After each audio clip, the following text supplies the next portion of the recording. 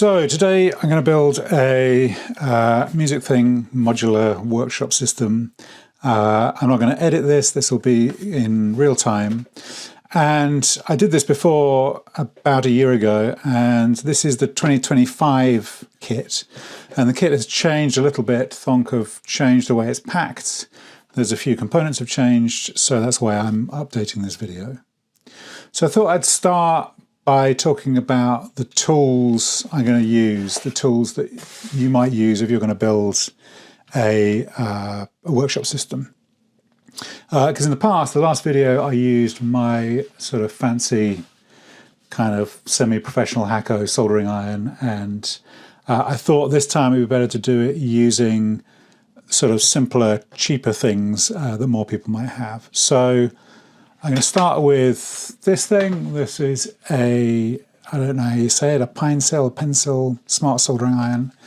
I haven't used this before for anything. I just arrived yesterday and I kind of plugged it in and checked it worked. So it's a USB-C soldering iron. These things cost about £50. They're kind of cheaper if you buy them direct from China, but there's a guy in the UK, there's a guy in Bradford who imports them. And this is just the stock tip that it comes with. So I'll just assemble it there. This is another thing you need is a smallish cross-edge screwdriver, which you'll need for the build. So you just put that together, and then we'll run that, we've got that there, we'll run that from, so this is a USB-C adapter. I did try doing this with my normal Apple adapter, but this adapter is 35 watts, whereas this chunky one is 60 watts. And for this thing, I think it's better to have it a bit more powerful. So I'm going to use this one, 60 watts, hopefully you can see there, and it's 5 volts, 9 volts, 15 volts, 20 volts. This one uses 20 volts, I think. So that's the power for there. I will need a USB cable. That's just a regular USB cable. You'll need some of these, some diagonal cutters. These ones aren't expensive. They seem pretty good. They claim to be made in Italy, which I'm a bit skeptical about. The brand is Giacomi. I don't know. They're fine. These are a bit old. I need to replace them. They're a bit kind of chipped there, but they will work for today. I've also got some pliers. I've wrapped a little bit of tape around the pliers so they won't scratch the panel. Then for this is a really important part of soldering. So we've got the soldering iron. This is a tip cleaner. So this is brass kind of coils. These don't cost very much. They're really good. I think for me, they're much better than using the kind of little wet sponge thing. They don't cool the tip down. It's relatively soft metal that kind of cleans off the tip. I bought this. You can get these with a little stand. I forgot to order the stand. Realized that actually this works as a little stand. So we'll try that, see how that works. For solder, I'm using this. I buy these enormous reels that last literally about 10 years. This is lead solder. So I'm setting this at 390 degrees C, which for me works well with lead solder. You can definitely use lead-free solder as well, which is probably easier to get. And I would just turn the temperature up a bit. So you set the temperature at maybe 450 degrees C if you're using lead-free solder. I also have, this is just a roll of sellotape. This is funny, fancy yellow Kapton tape. It's not fancy, it's quite cheap. This is heat-proof sellotape, but you can just use normal sellotape. You're not using it in any kind of heat context. I don't know if we'll need it. You might need a scalpel for something later. I sometimes use that. I can't remember. And then In terms of ventilation, I've got this weird old fan that I bought. Originally, I had some like ducting coming off it. But all I use this for is I'll have it set up there and it just blows air away from what I'm doing. So it doesn't have any proper kind of extraction, which you certainly should use if you're doing lots and lots of soldering. But I would say any little kind of desk fan just blowing across your workspace is probably what you need.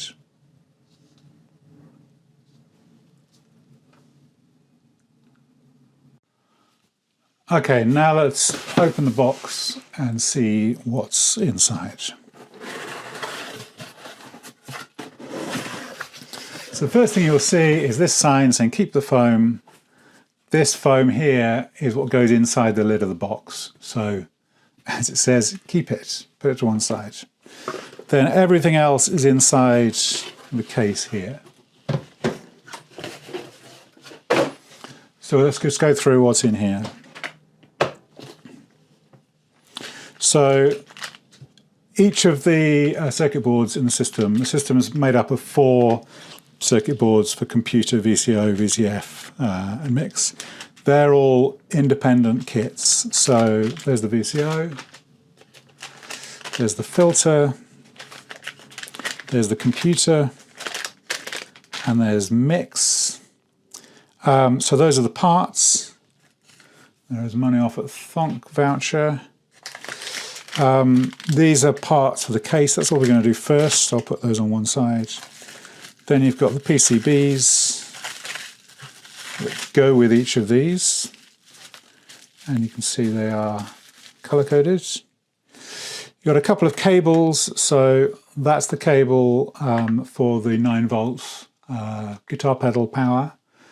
Put that to one side. And these are the 2 cables that are 3.5mm to 6.5mm. So these again are for the stomp box to plug in guitar pedals into the system. Then you have under here, just fish that out carefully, that is the power supply board, which is the back of the system. We'll be doing that quite soon. And that is the front panel. And the basic thing we're going to do is assemble all of these parts onto the front panel. But before that, we're going to need to put the contact mic on there, which comes from the VCF, comes from the filter section. So again, I could put that to one side. But before we do any of those things, we're going to assemble and put together the case. So the case comes with some foam that you can just drop in. If you want, you can put some like double-sided tape on the back of there to just hold it in a bit more. As you look at the case, you'll see it's actually not symmetrical. So there are these cutouts at the top, which take the power, USB power, can go in there. So make sure it's the right way around. And there's a cutout at the bottom there, which is for that 9 volts power connector there. So if you've got the foam in the other way up, it'll seem a bit weird. And occasionally you put the system back in the case upside down, it's very confusing. So let's look into the panel workshop case, see what is in here.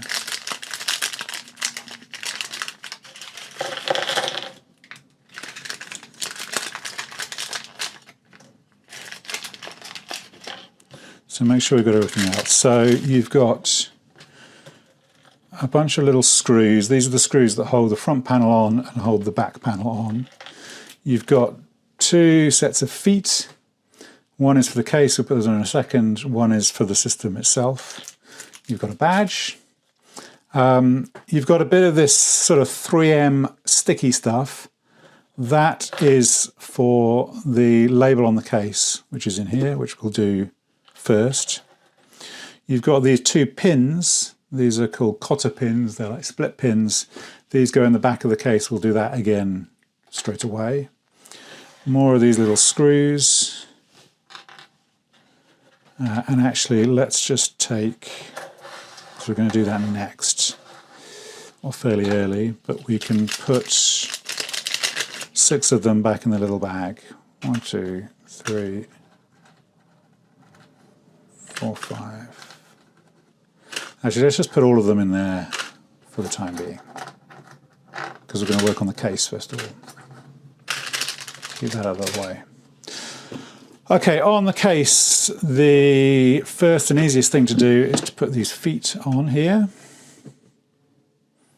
They just stick in. These are good. They stop it kind of wobbling around on the table, but they do kind of get knocked off sometimes. So don't worry too much about that. So those feet are on. Then what we're going to do is install these pins. The case as it comes, I don't think you can see it there, but the case as it comes has a plastic pin running down there, holding the lid on. And I wanted the lid to be removable, and so this is kind of the answer to that. So you kind of put the pin in there, and you can see the plastic pin has poked out there. Pull that out. And then you can bend this pin apart a little bit, just so it's a little bit open, and push that in, replacing the plastic pin. So that was the plastic pin, that's now gone. Do the same on the other side.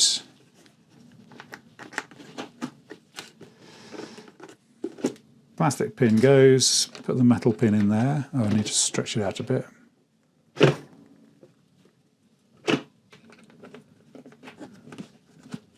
Okay, so the case is now held together with these chunkier metal pins, and that means you can open it and then just fish those pins out. If you want, you can get a couple of little keychains and put them on the end to make it even easier. So that's the mechanics of the case done. And now the aesthetics of the case. So this is the label on here, the panel label that goes here.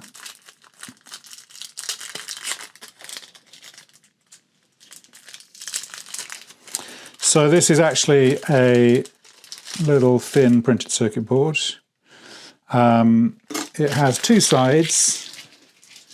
The idea is that this is the label, and this is just some exposed silver, exposed gold, so the glue sticks to it.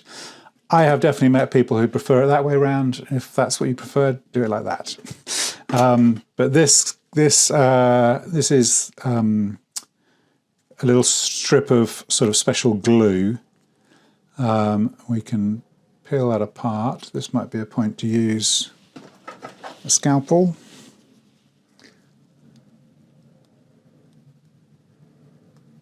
So you want to peel off one side of it.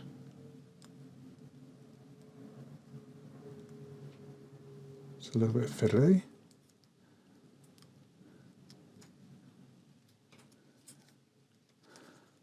Okay, so one side is off. We can then put that, let's put it onto, I'm not sure which side is best to put it onto. I'll put it on there. Oof. Stick that down, rub it down. Then we want to peel off that side. So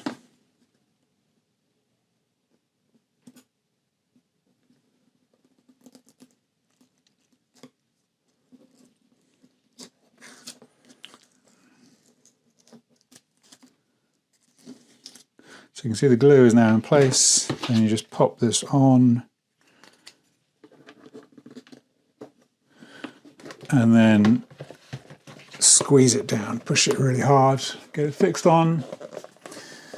And that glue is super strong and will keep it there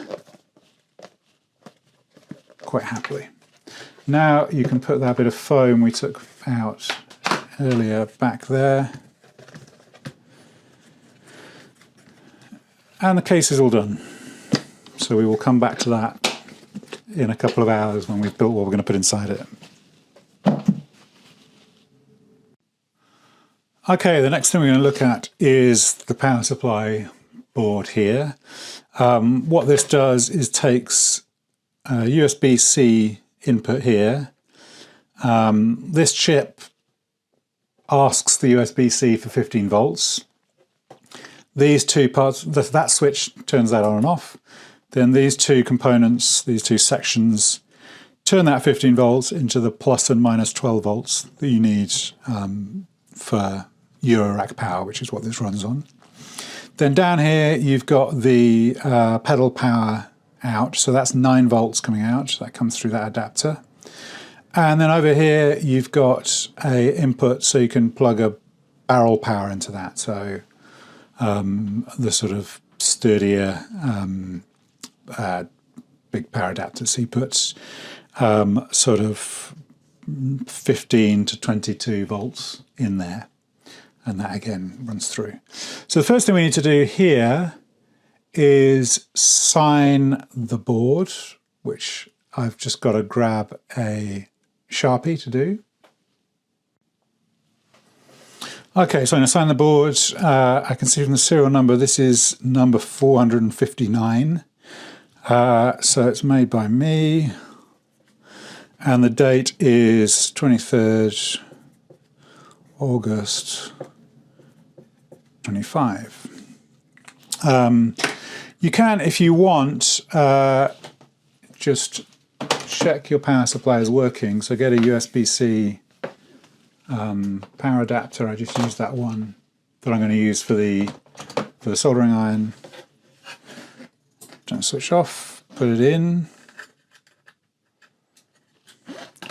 turn the switch on, and you'll see these 4 LEDs here go on that show it's got the voltage coming in, it's got plus minus, it's got plus 12, it's got minus 12, and it's got 9 volts ready to come out there. So that looks fine. So what we're going to do now is kind of assemble this board sort of mechanically, because we're going to use this as a base when we're building the rest of the system. So we can start with the feet, put them on here.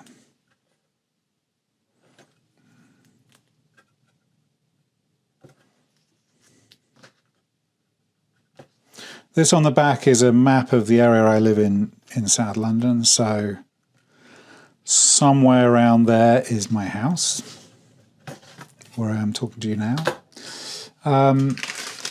So then we get these standoffs. These are what you need is one of these and a screw, and these come up from the back, like that. Get that screwdriver.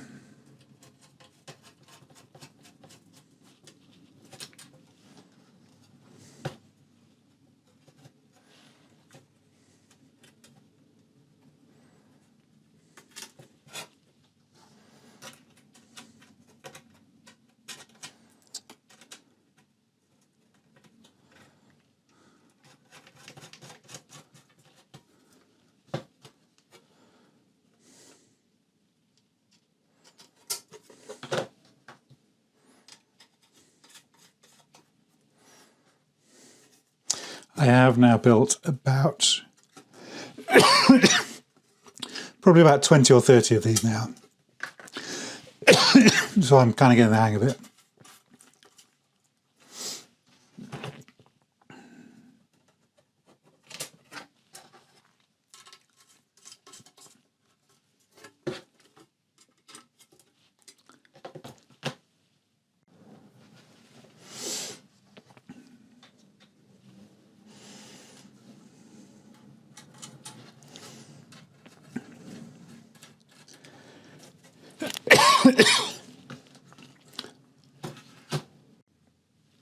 Okay, after a small coughing fit, I have now finished assembling the power supplies. It's just these 4 legs. So we can put these back in the bag. These are the screws, just so we know where they are. Then we're going to do the very first bit of soldering. So this is actually the first soldering I've ever done with this fancy new soldering iron, so let's see how that works. what that is this contact mic on the background, on the back of the panel. And the contact mic itself is in the VCF, the filter kit. So if I look in here, I should be able to find that contact mic.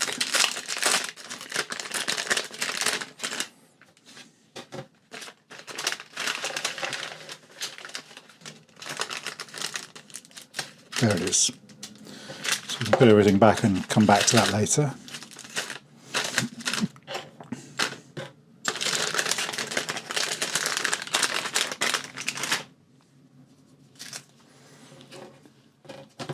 Okay, so this is a little piezo microphone. Not quite sure how you say that. It's quite fragile, so do be careful with it. And you can see, I'll zoom in there, you can see the way this works. That shows you where the connection is supposed to be. You lay it on there, and what we're going to do is solder those 3 spots there. And it's really just a mechanical connection. You could glue it on if you wanted to. But as we've got soldering kit, we will solder it. So what I'm going to do is put on a little bit of tape just to hold it in place.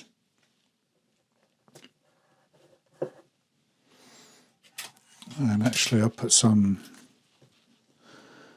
over that one. I'll come back to that spot afterwards. So that's now firmly in place. Now I'm going to get this soldering iron working. So I'll use that as my little stand. I'll move these out of the way.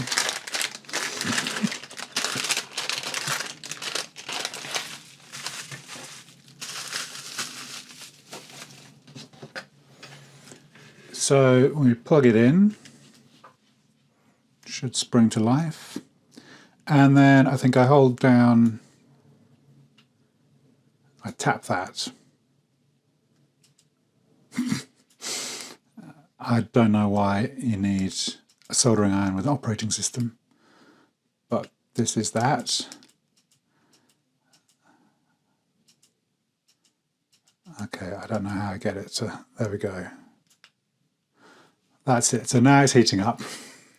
So that's going to heat up hopefully to 390 degrees. That's pretty quick. Great. So that is now at the temperature it should be at. I'm going to just kind of balance that there. That seems all right. Let's put a little bit of fan on. So I'm just going to put this fan in front of me.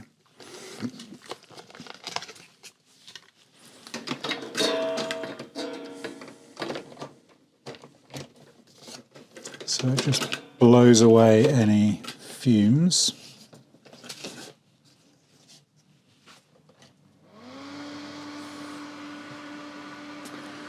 Okay, and then let's do this soldering. So I'll take off a little bit of solder. And this, in some ways, is the most kind of difficult bit of soldering you're going to have to do because it's kind of big. You know, you've got a big piece of brass here to heat up. So you have to take a little bit of time on it. So I'm just going to clean the tip, make sure it's shiny. Make sure it's melting nicely, which it seems to be doing. And I'll sort of put it down. I'm going to touch both the brass and the gold. Oh, that's great. That melts perfectly. And just the same on the other side. Peel this bit of tape off.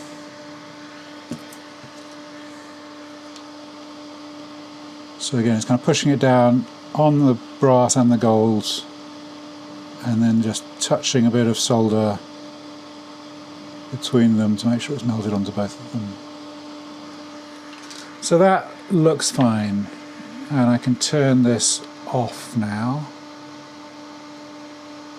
There you go, it's flashing and it's cooling down now.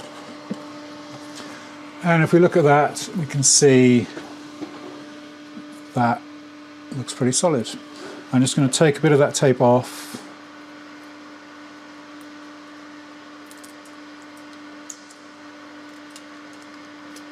And just kind of tape these wires down so they don't get in the way while we're using the rest of the thing. And the crucial thing with this, of course, is that you don't block any of the holes. So it's a little bit close to the LED hole, but that's fine. It's not blocked. That is fine. You can see it should have been about 1 millimeter over, but that's fine. Okay, so that's done. And the way we're going to work is with that sort of balanced on there. You can do that way around, doesn't really matter. That balanced on there, so, but we'll do it the other way up. So we build the boards onto here and then we solder them when they're in place.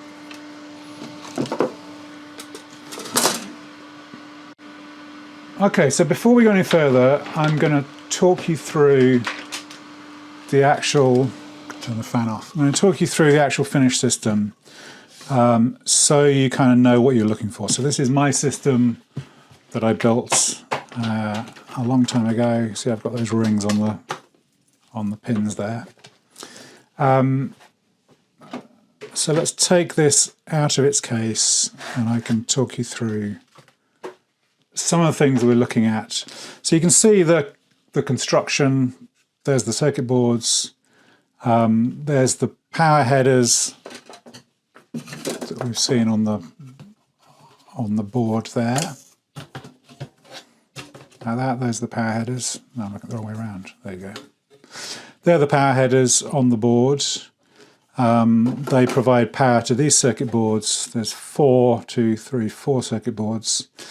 And essentially everything you can see on the front here is what you're going to need to solder today. So you've got knobs, you've got switches, you've got little knobs, you've got an awful lot of sockets. You'll get quite bored of soldering sockets. And you've got LEDs. So you can see here LEDs.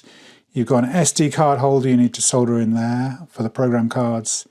You've got a button there, and there's another button hidden under the knob there, which I can pull off. And so there's a few different things to look out for. There's different types of pot, a potentiometer. So each potentiometer has a type. So this is a metal pot. This is what you call a short trimmer. So if you can see that's relatively short. That's a tall trimmer. It's just a bigger version of the same thing. And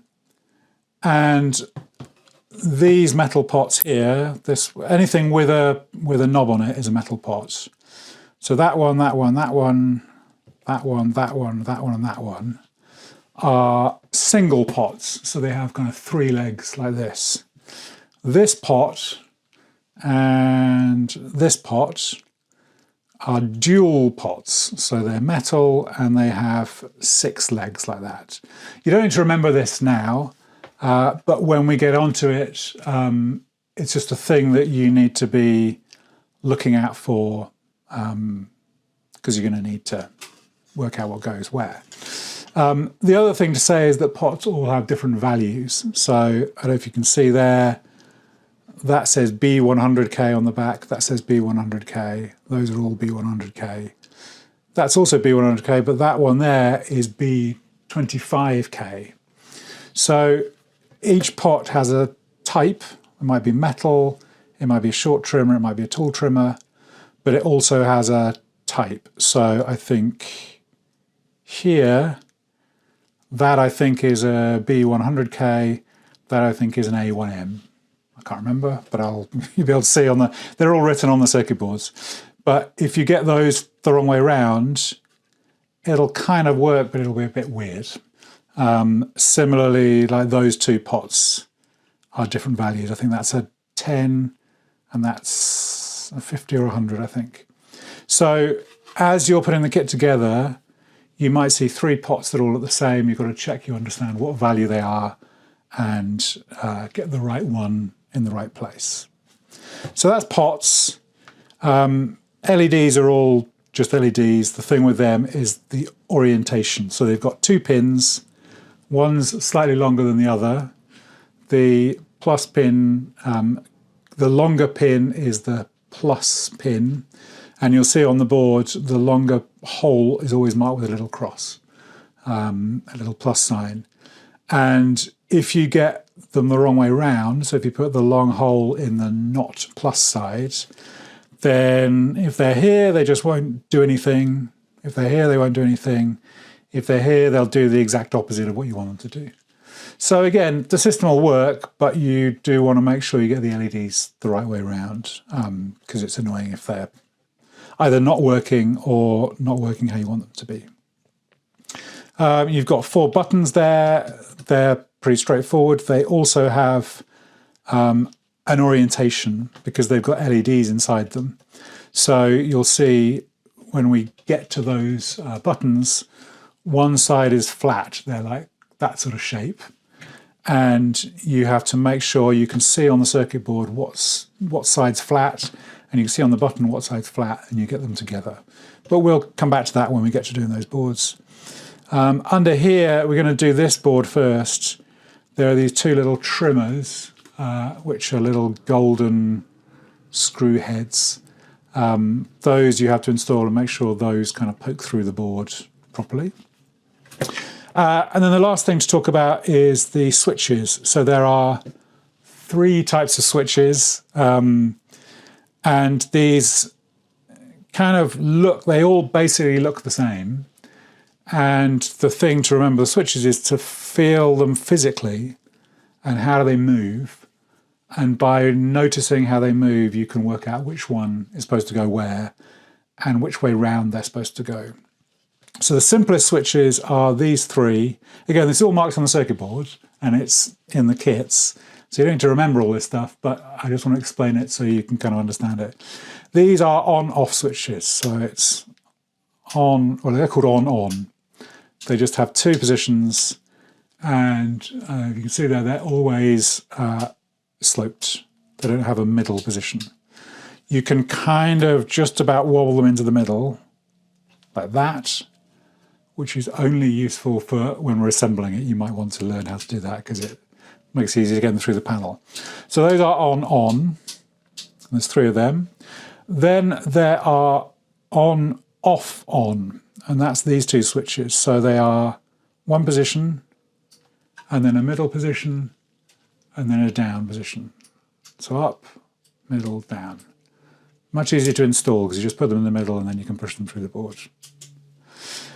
And those shouldn't be confused with this type of switch, which is on and off and momentary. So it's called on-off mom. And that kind of bounces back up. And so that acts a bit like a push button. It's a kind of momentary switch. And that down, that tap should always be facing down in the board. So, and you'll see, it's marked on the circuit, but you make sure they're the right way round and they're the right type of switch. Because you can imagine if you mix these switches up, their function isn't going to be right. Like if you swap those 2 round, you'd have to kind of blip the switch down and push it back up to make the sort of momentary there. And in that one, if you wanted the envelope to go up, you'd have to hold it down with your finger. So don't get them the wrong way around. Make sure you're confident what you're doing when you put them in. As I said, it's all marked on the board. I think that is everything. So this is fundamentally what we're going to make, but we're going to go through it step by step. Oh, one other thing just to notice, when we do the LEDs here, you can see there's 6 LEDs here that are right at the edge of the board. And we had a few issues where somebody would kind of poke that with a socket or with a plug or a screwdriver, a cable or a screwdriver or something, and short circuit those LEDs. So we've put these 3 little plastic bumpers on the legs. You can see the ones behind, I don't know if you can see that, the ones behind don't have them. These other LEDs don't have them because they're kind of out of the way. So when we come to do that, we will see just 3 little plastic covers on those legs. I think that's it. Okay, one last thing I forgot to mention. When you're doing the computer board, and we'll come back to this, there are 2 little switches, 2 little buttons here. These are used for, the button at the bottom is used, you press that after putting in a program card. You put a card in, you press that button and it loads it. So that one sort of sticks up through the board so it's easy to push. Up here, there's another button just like that, but this is only used when you're programming a card. So you're not going to use this very often. You access it by pulling the knob off like this. And the first time you do that, it can be quite stiff, but once you've done it a few times, it's fine. And you can see this is bolted onto the front panel. It's a very sturdy front panel, so don't worry too much, just pull it off. This switch behind is kind of flush, so you push it down and there you go, you can see it's in there. That means there's one 12mm button and one 13mm button. And it's not the end of the world if you get them flipped round, it's just that one then becomes quite annoying to press and that one will kind of rub on the back of the knob. So keep an eye out, 12mm, 13mm. Okay, we're now going to build the first of these 4 boards. We're starting with the VCO because it is the easiest to make just mechanically. They're all the same difficulty to make in terms of soldering, but this one doesn't have any switches on it, doesn't have any LEDs on it, so it's a bit easier to kind of fit it through the board. So it's this part of the board we're going to populate. So if we open this up, let's have a look at the circuit board first of all.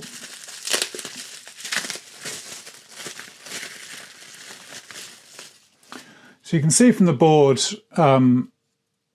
all of these little tiny components have already been assembled. So there's about 650 of these little tiny circuits and resistors and capacitors, and they're already put on by the time Thunk send it to you.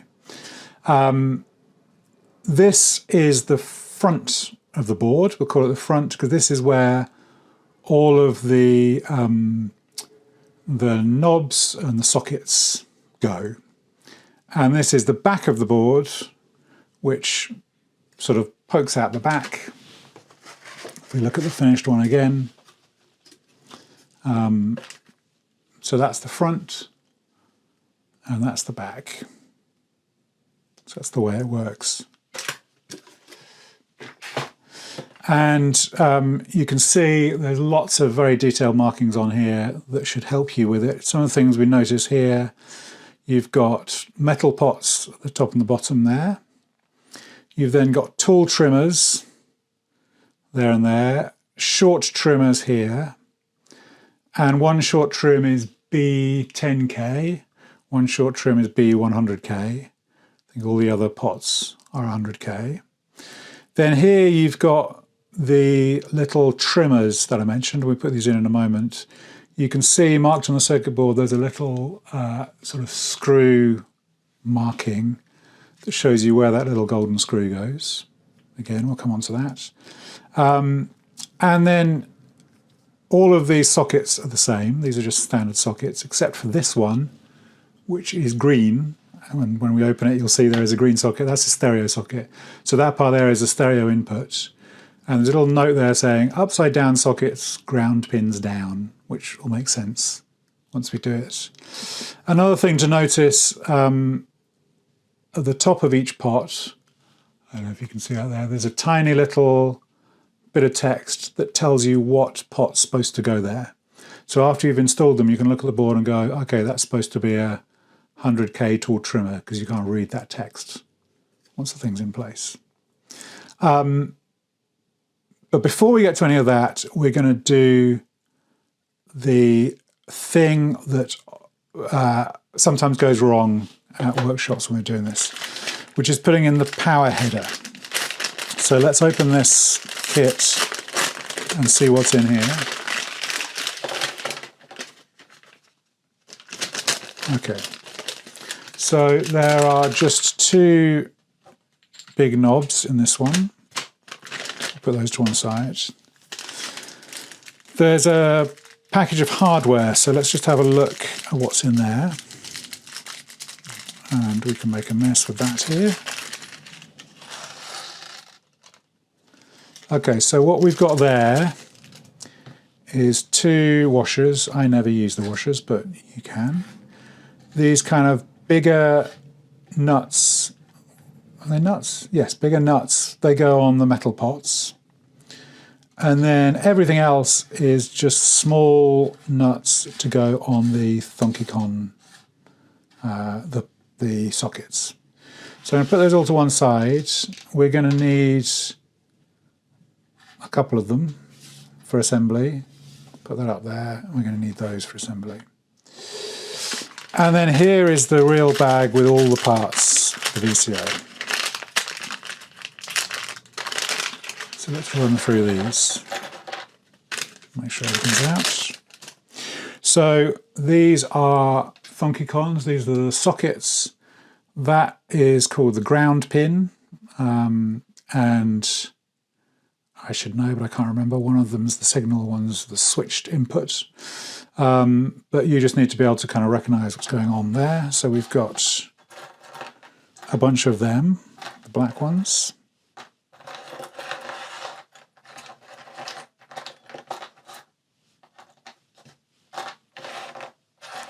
Then we've got one stereo Thunkicon,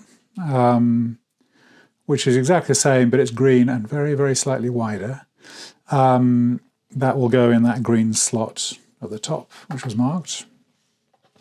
Then we've got our two metal pots, which you can see are both B100K. And we should have 4 tool trimmers. One of the things I found in all the time I've been working with Thonk is if you think something's missing, I mean, it obviously does happen, they will occasionally make mistakes, but generally speaking, if something appears to be missing, it's because you've got confused or done something wrong.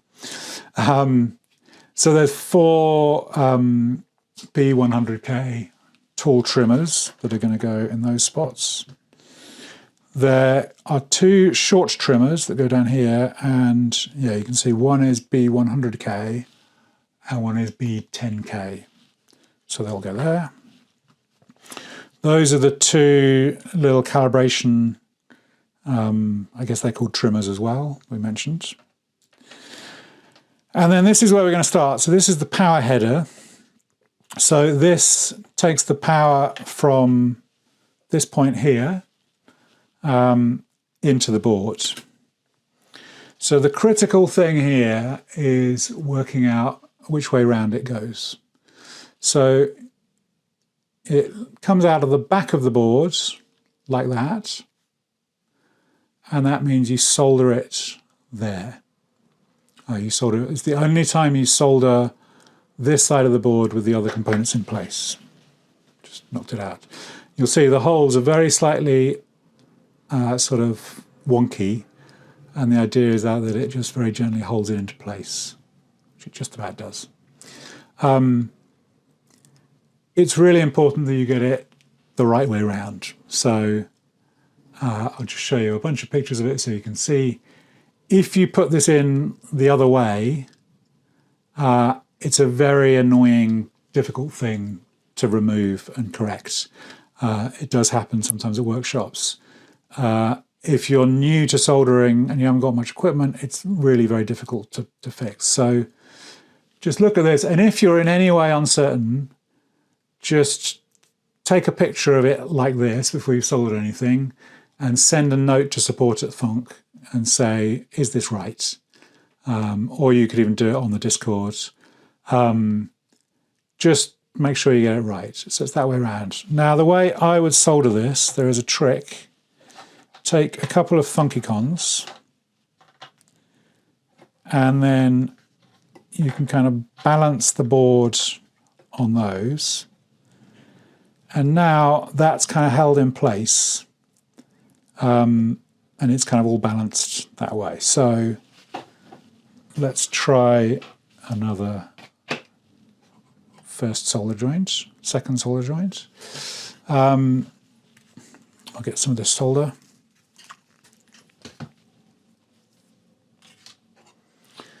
And I'll press that button. There we go, it's heating up.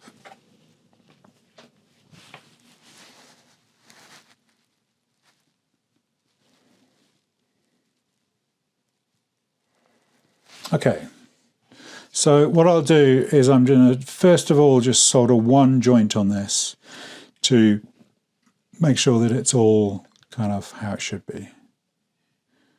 And I'm just touching the point of the soldering iron. This is slightly bigger, the sort of pins are slightly bigger than some of the very small pins you're soldering.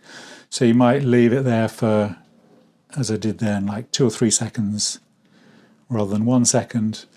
So you can see there I've soldered just one, just waiting that to focus. I've soldered just one pin there, and that's all in place. I can see it's kind of flush. It's how it should be. So that's fine. I can go back and do the other pins on that.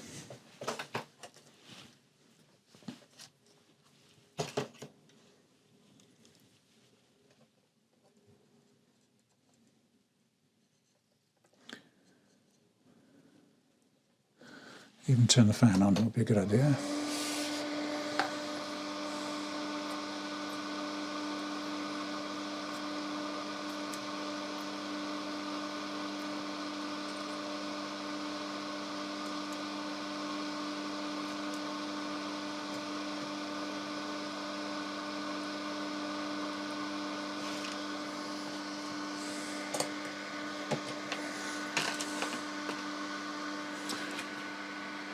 So I'm just taking a good look at that. That looks absolutely fine to me. I could put a tiny spot more solder on that one.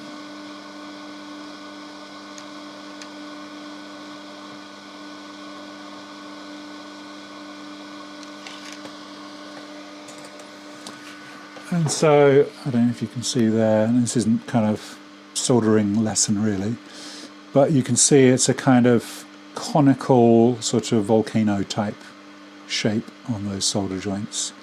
And shall I see if I can zoom in?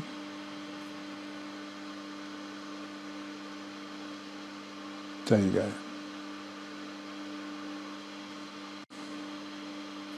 So they're fine, and that's now done. So what we do now is assemble the rest of the boards, then we can fit it into the front panel, then we can start soldering it once that is all done. So normally I would start with the metal pots. Sometimes you have to give these a little squeeze. You've got these 2 pins here, go through the big circular holes. I would maybe give it a little gentle squeeze and then put the 3 pins in, and it should clip into place just like that. Put in the one down the bottom. Then let's put in these things, these trimmers. So again, if we look there, you can see the gold screw there, there's a little mark there and there, showing you where the screw should go. Put it through, turn it over, and then just fold the outside legs out a little bit, so it kind of holds roughly in place.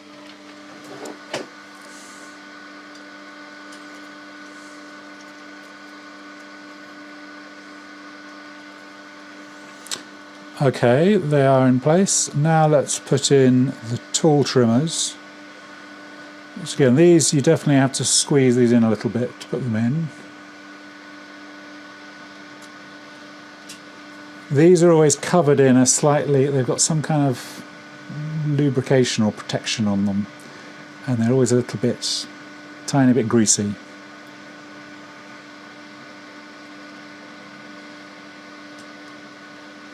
So put them in, and we're not going to do any soldering at all until we've got everything in place and everything fitted to the front panel. Sometimes with these you'll just have to straighten the legs a little bit. So the leg was a little bit bent there to make sure it goes through.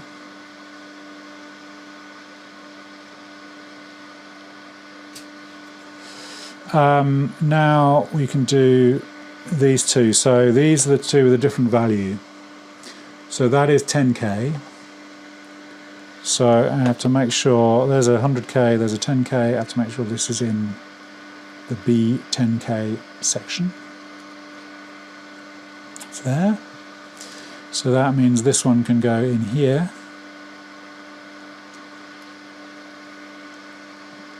Oh, these are a bit fiddly.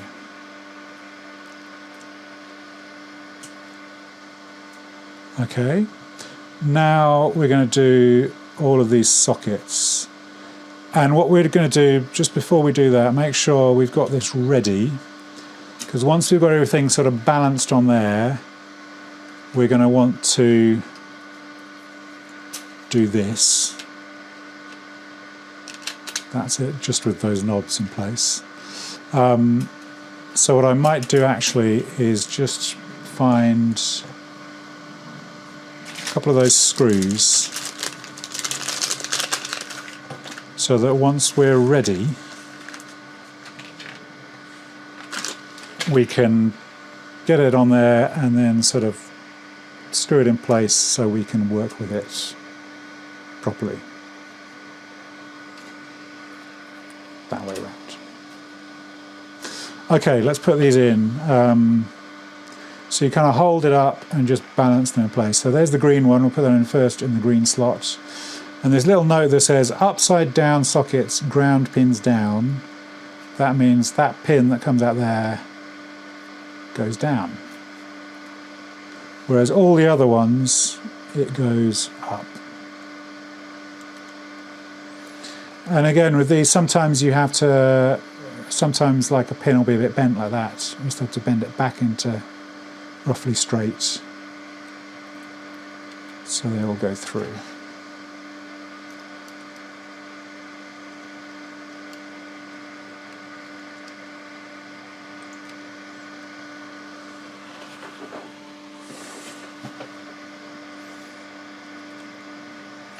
So we're just kind of balancing them all in, and if you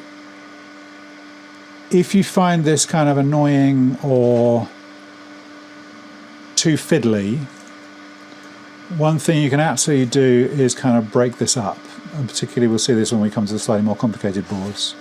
So if you're trying to put these in and you're like, oh, it keeps falling out, it doesn't work, I can't get it through the panel, what you can do is, for example, you could just do a few of these sockets, put in like maybe 1, 2, 3, 4, 5, 6, 7, 8, then connect it, then maybe put a single solder point on all of those to hold them, as you'll see we're about to come to, and then you can go back and assemble the rest of it. But for this board, it's not really too bad at all. So there's an example of a slightly wonky pin. I'll just bend that over a little bit. Get that in.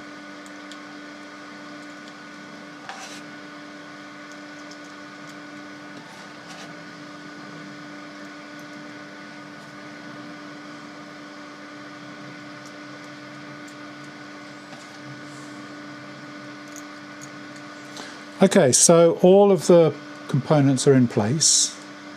They're all very wobbly. You can kind of look around and just check these pots are where they should be. So I can see where it says B100K, I can see that it's a 100K pot there. Where it says B100K metal pot, I know that's what that's supposed to be. Particularly maybe with these trimmers, because there are trimmers that are not B100K elsewhere in the kit. So somehow you've got confused with them, but that all looks fine. So what we do now is this. So we've got our nuts ready. Have I lost one? Oh no, there we go. What we'll do is we'll pick this up, and I know this is the area we're working on because this is the oscillators. So I just lay it over the top, give it a bit of a jiggle usually, and you can see that is all poking through correctly. And the one to watch out for is these little brass screw heads. They have to be through, and you have to, I mean, I can feel there is no play at all there. That's completely sort of symmetrical and parallel. So what I can now do is I might put on a nut here.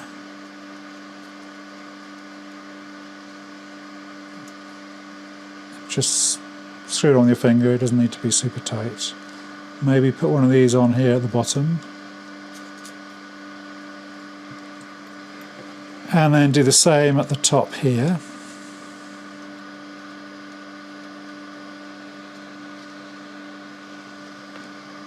And one of these.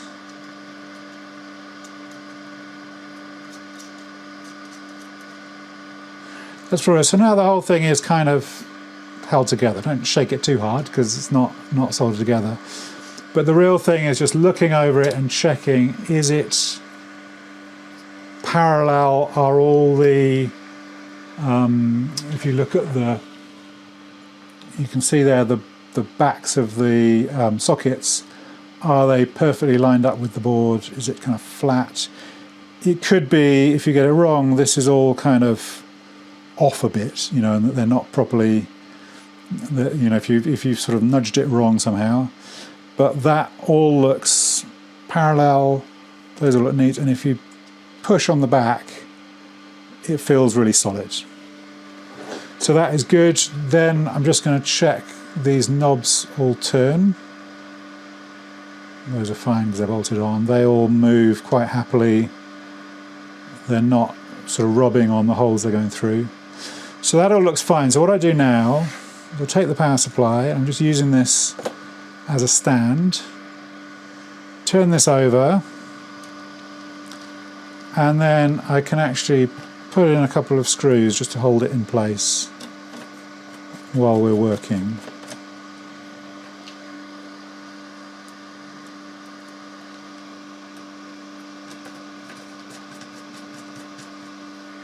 So we've now got a really solid base to start soldering on.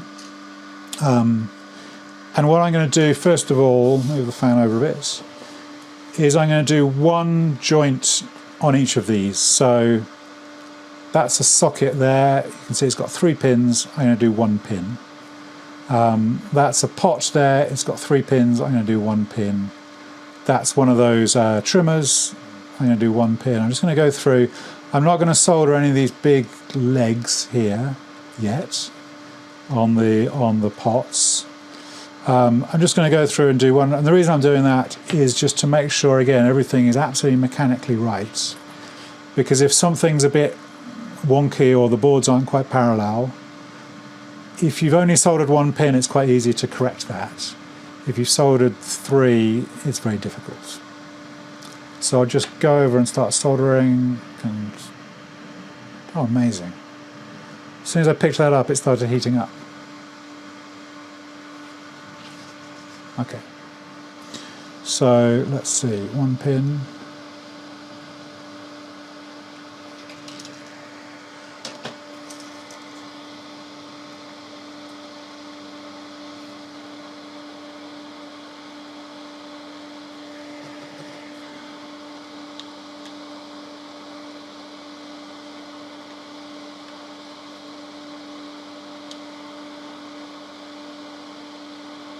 And I think it's good if you can to get a kind of habit. I'm now not going to do this properly myself, having said you should do it. But trying to have a habit of going sort of the same direction over the board, because really one of the biggest mistakes that people make and that I've made, unfortunately is quite easy to fix, is you just miss a connection. So obviously at the moment we're only doing one each, but developing a sort of, I'm totally failing to do it now having said that, going down in columns or across in rows is probably a good way to make sure you don't miss any of these joints. But that's more really for the next stage when we're going to solder everything. You can see about every 4 or 5 joints I'm just cleaning the tip to make sure the tip is sort of clean and shiny.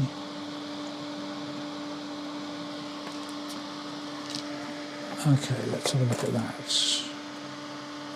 So I think now I've got everything, one point on everything.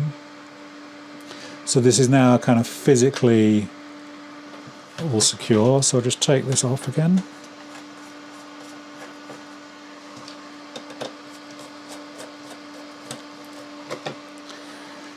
And then again, just physically check. The real thing is just these pots on this one, making sure that they are all easy to move and smooth. Those should be fine. Making sure those little gold points are where they should be coming through. That all seems fine.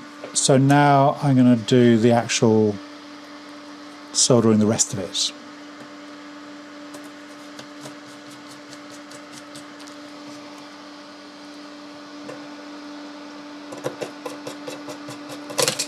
So take off another bit of solder, and let's see if I can be a bit more methodical about how I do this than I was last time.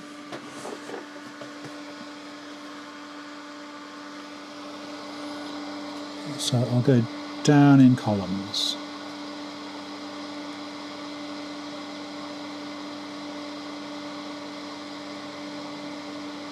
And I think with soldering, people can get very sort of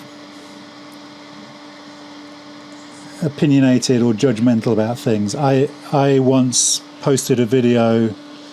I'll come back to that story. Once doing these big legs of the pots, they require quite a bit more heat because they're quite big. So you just hold the thing on for maybe 4 or 5 seconds to heat it up. And then I usually just pour in, quite a bit of solder to fill them up, so they're very sturdy. Again, they don't need loads. The story I was saying, I just posted a video of me doing basically what I'm doing now, and one commenter was, I used to train high-end soldering for NASA or something, and your technique is excellent, you're very good. And another comment was saying, your technique is terrible, that board's not going to last any time at all. You're doing it all wrong. So I don't think you need to be too pernickety with soldering. I think you need to do it right. You need to, it needs to work, but it doesn't need to be a kind of work of art. And certainly mine are not works of art. Well, I'm very impressed with this 50 quid pencil soldering iron. This seems to work really exactly the same as my sort of 300 quid Hacko. So I would recommend this so far. Let's see if it's the same sort of 700 solder joints later. So just running down, see, I am being a bit more methodical, running down columns here.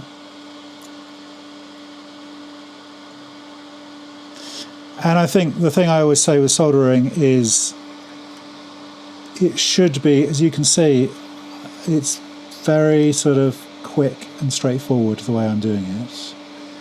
This is how it should be. If it's taking you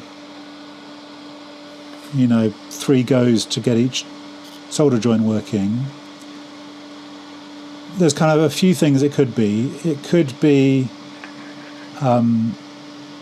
technique, possibly, in that you're somehow not holding it right, I suppose. But I think much more likely is it could be temperature. I think if you've got your soldering iron not hot enough, then it's very frustrating. So I said I'm using leaded solder and I'm on 390 degrees C, which I think is a bit higher than sort of, you know, default, what things come as. The other thing is sort of the tip being clean, the tip. So you see that tip is, where's it gone? Get it in focus. There you go. The tip is kind of clean and shiny.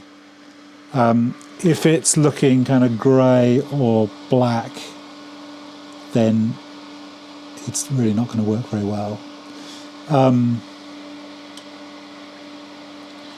so once you've learned to do it, it should be, you know, like riding a bike. It's just an easy thing you can do. You might not be a great artist at it, but you can do these kind of very simple joints that I'm doing here over and over again, which is essentially what we're going to do for the next couple of hours in this kit. It's just simple joints over and over again.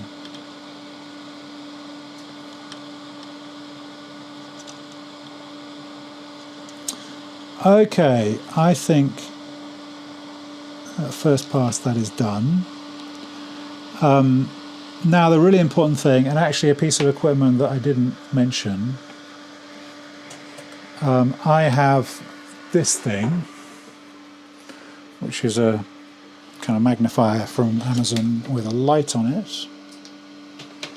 And what I'm going to do is peer through that and just look at every joint, kind of just running down, making sure really that I haven't missed any, and to some extent checking if they look okay. But fundamentally it's just if I missed one, because it is very easy to just miss a joint. And when that happens, your system just doesn't work in really weird ways. It's quite unpredictable, the ways that it won't work. There's one there that could just do with a little, so we call reflowing it. We just reheat it. You might dab on an extra bit of solder, but okay, now that looks good to me. I'm amazed that I can talk to you and solder and not miss any joints, but I think that's what's happened there. So what I'll do now is get the trimmer, and I'm just going to trim off the legs of those, trim off the legs of the trimmers. And just put your finger over it so it doesn't fly up into your eyes. And make sure you get the little bit back, the thing you've trimmed off, because you don't want little bits of wire floating around the back of the circuit board. That would not be good. Okay, so that is now done. And if you wanted to, I'm not going to do it now, but if you wanted to, you could take that, very carefully sync up the power header at the back, connect it up, run power into it, and you could check if you've got like a Euro rack or something where you can listen to the outputs of these, you could check that those oscillators are working. That is now completely finished. The thing that isn't finished is putting on the rest of these nuts. We're not going to do that until the very end. But that board is now complete.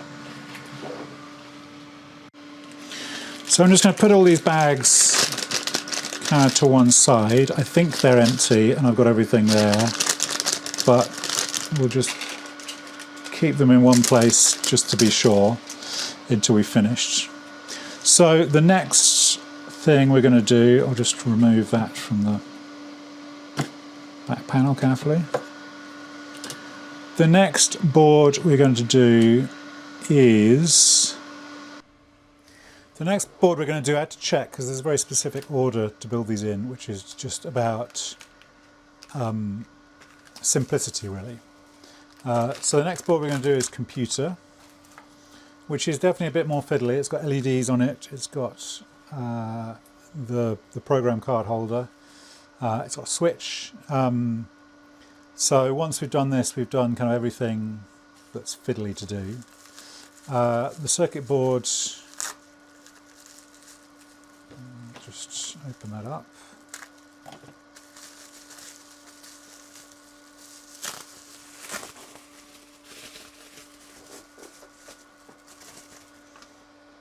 Turn the fan off while I'm assembling this.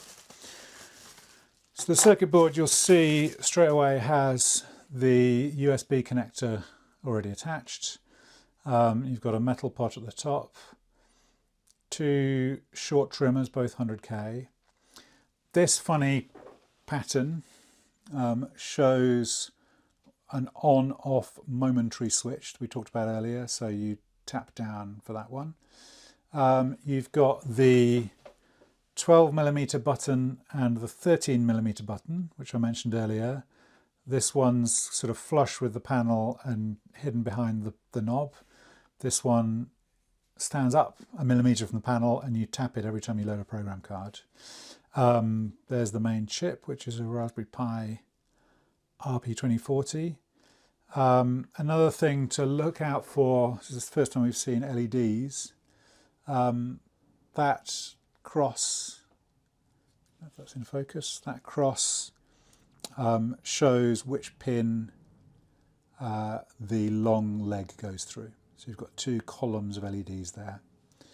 And again, you know, get that right. So if you're building this and you're confused, you're not sure, you know, ask Thong support, ask the Discord, make sure you know which way round they are. So let's look at the parts in here.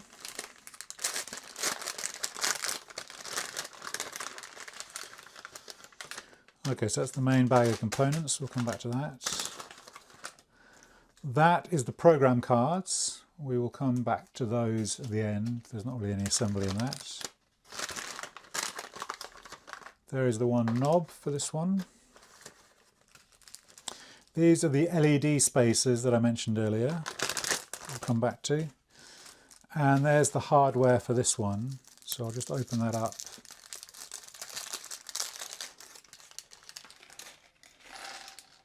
That, as perhaps you can guess, is a lot of Thunkicon sockets. So those are the round ones. You've got two, you've got a nut for the metal pot at the top. And then you've got these two, I'll just show you in my hand these.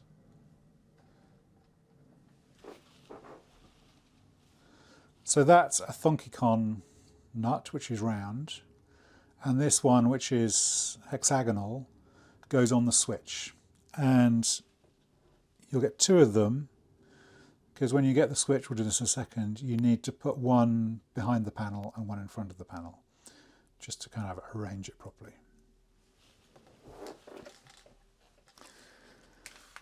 Okay, let's start with these little LED spacers so we don't forget. So these are absolutely tiny.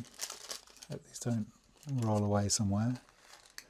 These are just 3 little tiny plastic tubes. Keep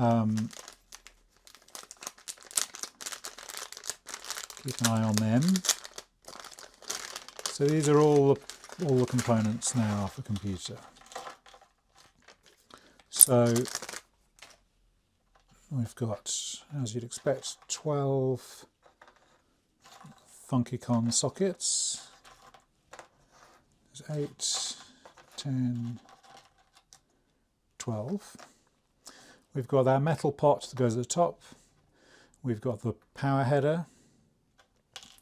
you've got these two buttons, which, as we can possibly see, one is slightly longer than the other one, so that's the 13mm, that's the 12mm. You've got 6 LEDs. You've got a key ring for your program cards. I may forget to do that, but I think you can work out how that works. You've got the SD card holder, which goes in here, which is by far the sort of fiddliest bit of soldering, so we'll come back to that. And then you've got two short trimmers, both of them 100K. And this is our first switch. So the first thing you do with the switch is take one of those nuts and put it on. This just sets the kind of distance behind the front of the panel. So this one is tight. Sometimes when you put these on, the nut just spins when it's there. I don't know why that is, it doesn't seem to be a problem. And let's look at the behavior of this nut, of this switch. So that's the momentary side. That's the not momentary side. So you need to be really aware of which side is doing that and conscious of that when we install it. Okay, what I think we should do is we will do the pots, the switch, the sockets, and the buttons first of all, and then we will come back and do the LEDs separately and the SD card holder, because they're a little bit fiddlier and we can do them sort of independently. So let's start assembling the metal pot. Oh, before we do any of that, let's do the power header. Again, we'll get 3 funky cons and this power header. Put it through. Make sure it's on the right side and that you know how it works.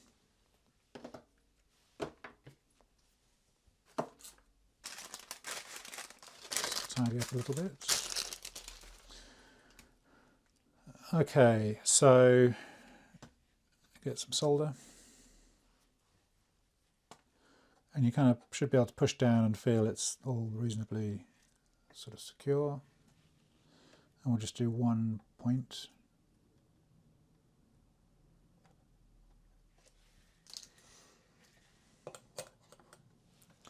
So if you have a look there, we can just check that is parallel and how it should be looking. I'll do the rest of the points, put the fan on.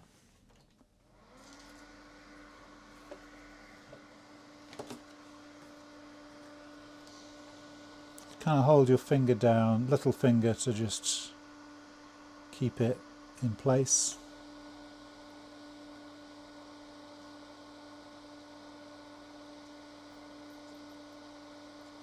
And obviously when you're soldering the power header, just be really conscious of all the other components around, because you don't want to nudge any of them with the tip of the soldering iron,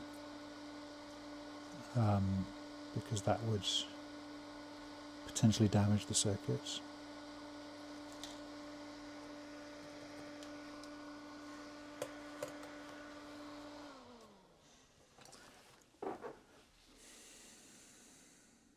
Okay, that looks good. That is fine.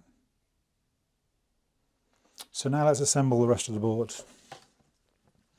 So metal pot can go in first. And then these 2 short trimmers. Just taking their 100K, 100K there.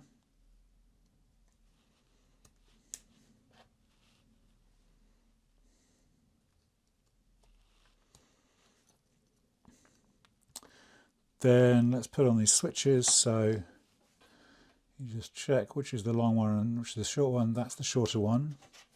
So that's 12mm, goes at the top. And just try and get it sort of perpendicular, I guess, straight. And this one goes at the bottom.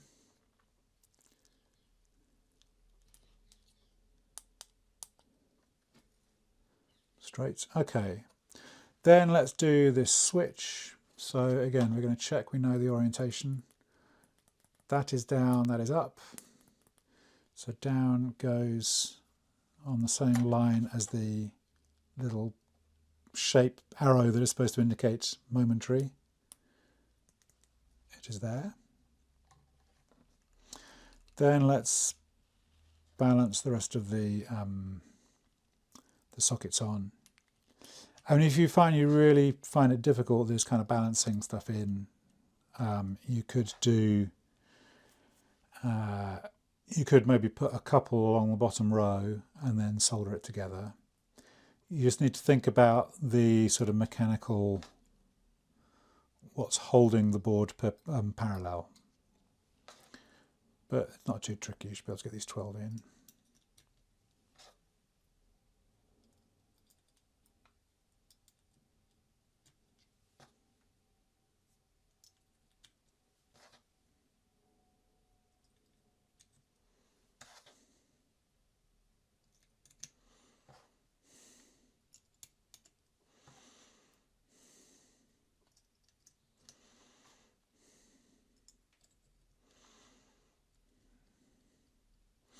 Okay, so as I said, we're going to come back and do the SD card, we're going to come back and do the LEDs, but let's first of all get that kind of in place.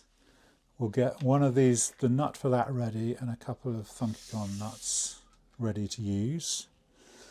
Then we can pick this up and kind of maybe the other way around. And you just gently put it on. So that's all gone through nicely. Obviously you're checking the buttons at the top and the bottom are through, and you can see that's flush, that's not flush, that's right. And again, as we were doing earlier, it kind of feels, there's no play. I'm squeezing that quite hard, and the whole thing is held together by the sort of pots, and the pots and the sockets are the same height, so it's kind of sturdy. So I'll put on a nut on here.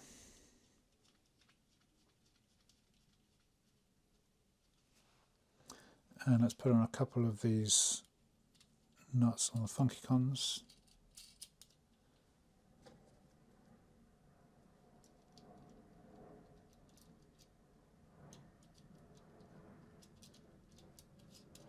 So you've kind of made this sandwich now.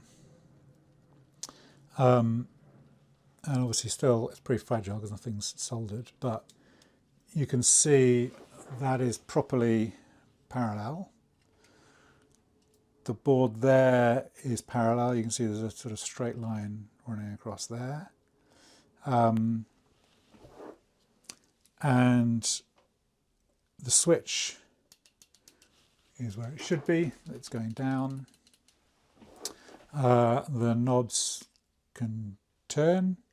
So let's solder 1 point each on those, and then we'll come back and do the rest of it.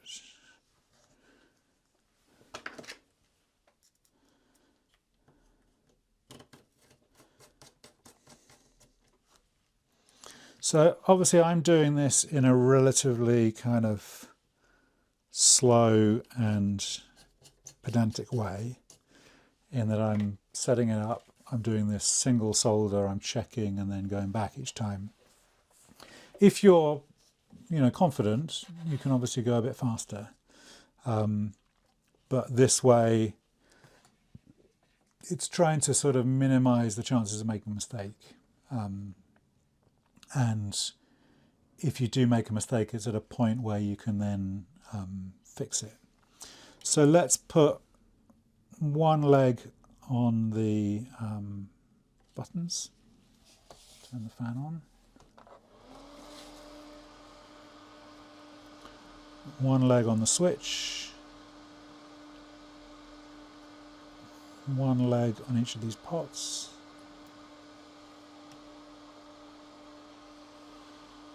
We do the middle leg ideally on the sockets. If you can quickly tell by looking which one the middle leg is.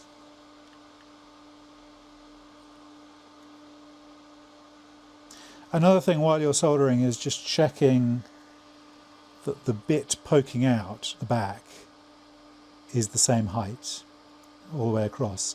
If you notice that, you know, on one side the legs poking out are a bit shorter, that suggests the boards aren't parallel. So that's a thing to really keep an eye out for. And if you see that, stop and have a look mechanically at the way it's working. We'll just do one on that button there. Okay, that looks okay. Let me have a look at the front again.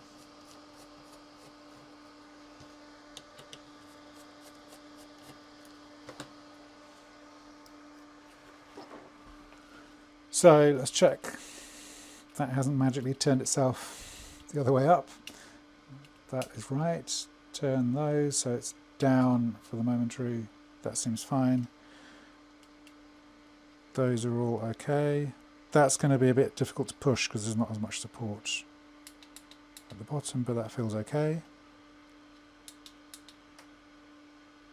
Okay, let's do all the solder points on those and then come back and do the LEDs and the SD card.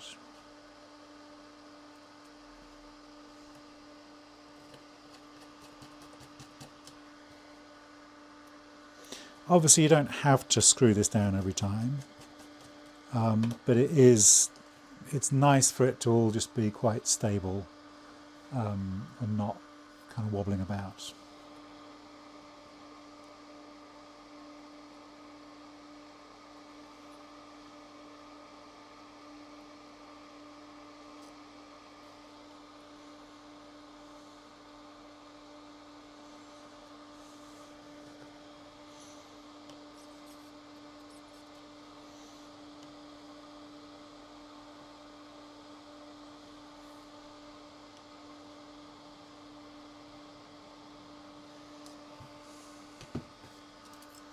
Another thing to say, if you've only got a tiny bit of solder left like that,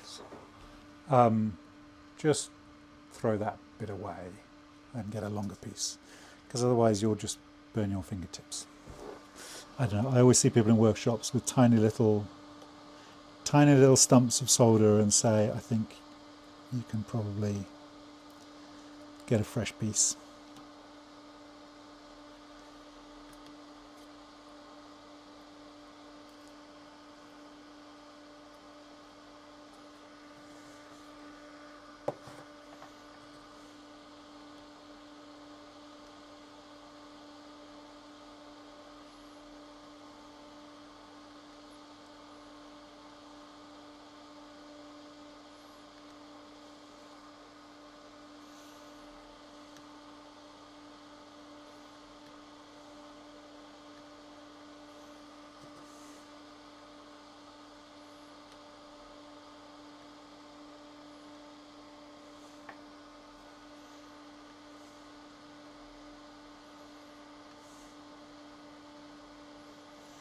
And you do get through solder at quite a rate, particularly if you're using, this is the 0.6mm, so it's pretty fine.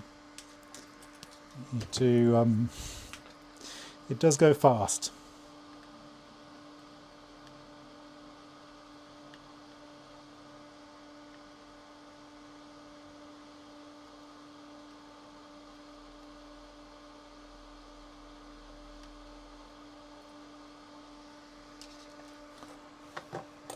Okay, I won't do the detailed check of that yet because we're going to go back to it, but let's now put in the LEDs and the SD card holder.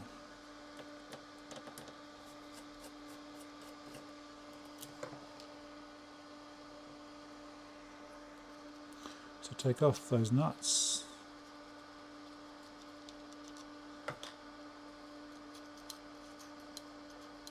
A classic annoyance is when you put on 3 nuts but only remember you put on 2 and the whole thing seems stuck, but in fact it's just because you've missed a nut.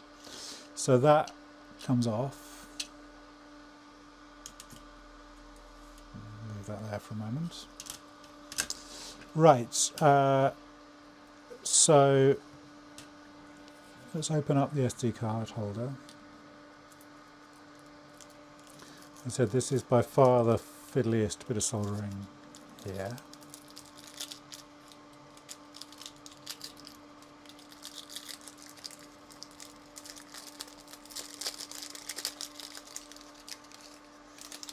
Because it has these very fine little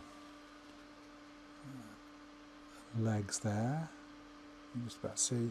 Just make sure they are all kind of straight and aligned, and just straighten them up. If not, well, it looks okay. Okay, let's start with the LEDs. So start with these spacers. So take an LED, doesn't matter which way around it goes, pop the legs through, push it through, and that is now kind of mounted. And you can still see which is the long leg.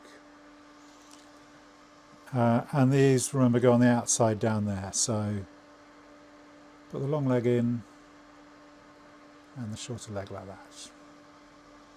And you can kind of gently rest it on that leg while you're working.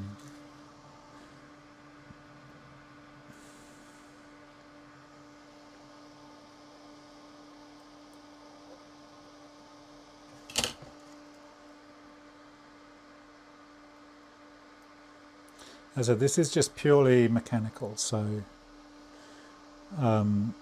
if for some reason you miss this, so certainly a few people missed this when we added these to the kits, it really isn't critical at all. It's just a bit of extra protection from stray cables and the like. So let's put the other ones in. These just will flop down to the bottom because they haven't got the plastic on them. Again, always making sure the long leg goes through the cross. When you get to the bottom one, I don't know if you can see there, there's another couple of holes just next to it that are actually just kind of debugging pins. So don't put it there, put it in the holes with the cross here. Just like that. And then I will always then look at the back and make sure that you can see the short legs and the long legs are in the right order. So, right, what I'm going to do now is just prepare the front panel a little with a bit of tape. So I've just got a little strip of sellotape which I'm going to put over those LEDs there. You can see that. And then I'm going to balance that SD card slot in, and it will go through the little tiny holes. And then line it up with the front panel.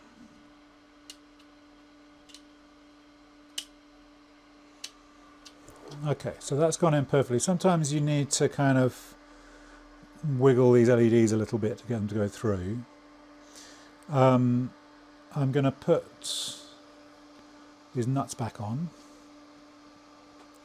And at the moment you just got to be very kind of careful with this because this SD card slot is just kind of wobbling about. It's just being held there by gravity at the moment.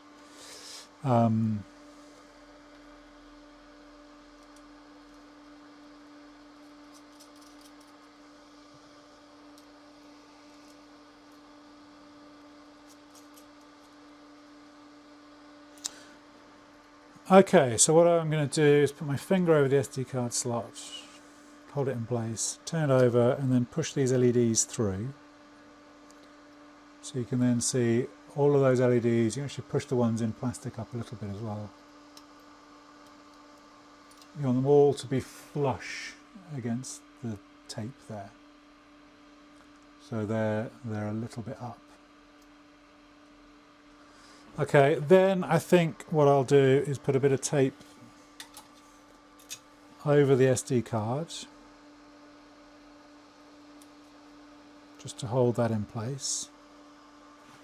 So that's now held in place. So I can now turn it over, and you can see it's all lined up properly. The SD card is in place. If I tap it, there's no movement. It's held firmly in place. And I can now do some soldering on these legs.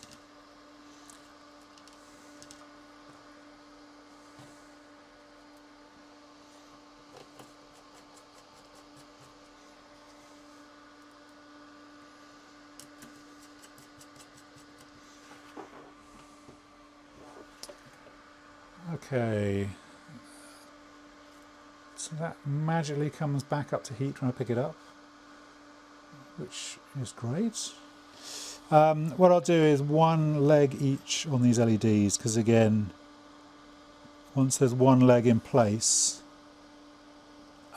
it's easy to correct it if it's wrong, if it's the wrong height or something.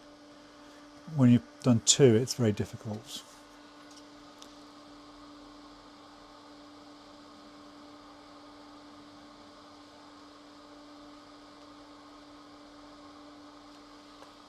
And then, so on the SD card, there's the little tiny components, the little tiny legs there. I'm not going to do those yet. I'm going to do these two bigger ones, which are kind of earth pins, which will just mechanically hold it in place.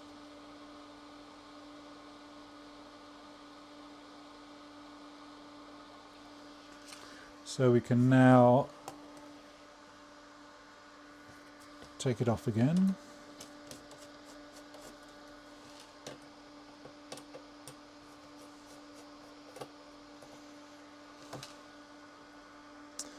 And we can peel off the tape.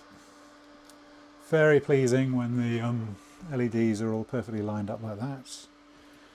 And that again is now kind of held in place as it should be. So we can now go back and do the rest of the soldering there.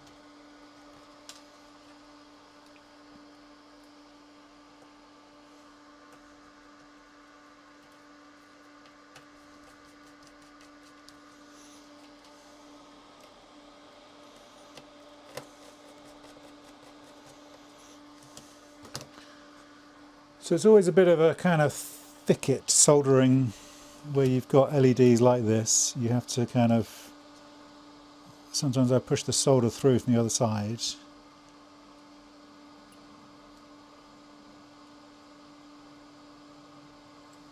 You can also, if you find it really irritating, you can do maybe one row and then trim them off and then go and do the other row. But I wouldn't trim them off until they're both legs are soldered. Okay, the LEDs are done. Now you've got to do these teeny tiny pins. I mean, these are perfectly solderable. You just need to be a bit careful. I would do them one side and then the other side. So I'm doing the bottom ones here. And you imagine you're just putting on a tiny little spot of solder on each one. I'm kind of holding the iron against the leg, tapping on a little solder, and moving on. Okay, now I'm going to trim off the legs, then I'm going to check that board completely because I didn't do that before. So again, try to not have these legs fly into your eyes.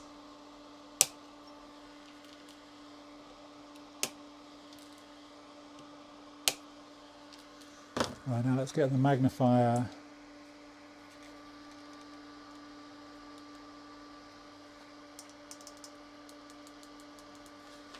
And have a proper look all over this board to make sure everything's where it should be.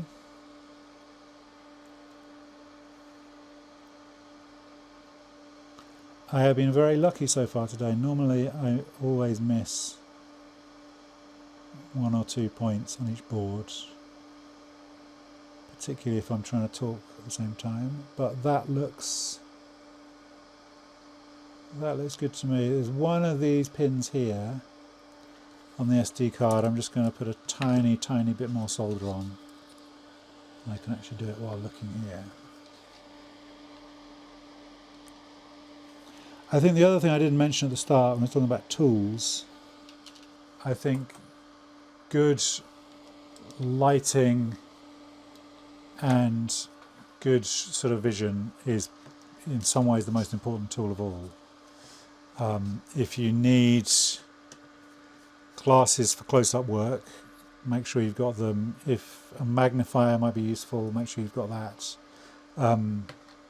For me personally, I've got old short-sighted eyes, which means I've got quite good, very close-up vision, so I have to take my glasses off when I'm looking at something close up. Okay, that board is now done.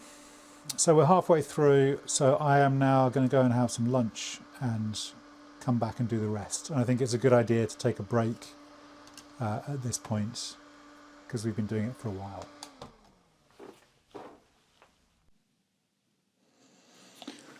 Okay, I am now back from lunch and ready to carry on. So we've got 2 more boards to do.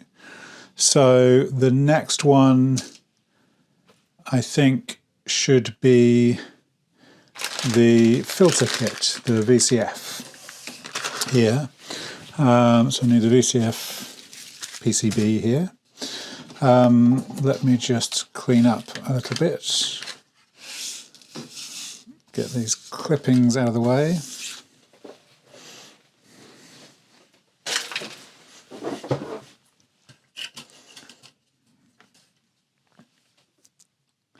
Okay, so the filter board is the next one. It's a little bit fiddlier. It's got more switches and it's got buttons. So let's see how we do it. You've got 3 knobs in that. There's the components.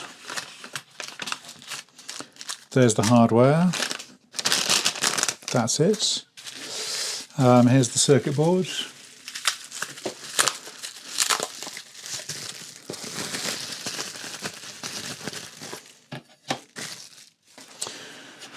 So when we look at the circuit board, some of the things to point out. You've got 3 switches, which are those 2-way on-on switches. 1, 2, 3 there. You've got, you might miss them, 4 LEDs at the top here. They're like a little VU meter around the top pot. This one is a dual pot, so it's got 6 legs, you can see there. And that's A1M. There's another one somewhere else that I think's B100. Another metal pot, another metal pot. The 2 trimmers on both of the VCFs. One's 100K, B100K, one's A1M, so make sure you keep an eye on that. One thing that a few people have missed and had a problem with is these 4 buttons. I'll come back to these, but you can see there's a solid line on each of them. So they're kind of mirror image, and when you look at the button, there is a flat side on each of the buttons and they have to be the right way round. So keep an eye on that. But before we get into any of that, we've got to do the power header, which is here. So let's arrange everything. So the hardware for the filter is here.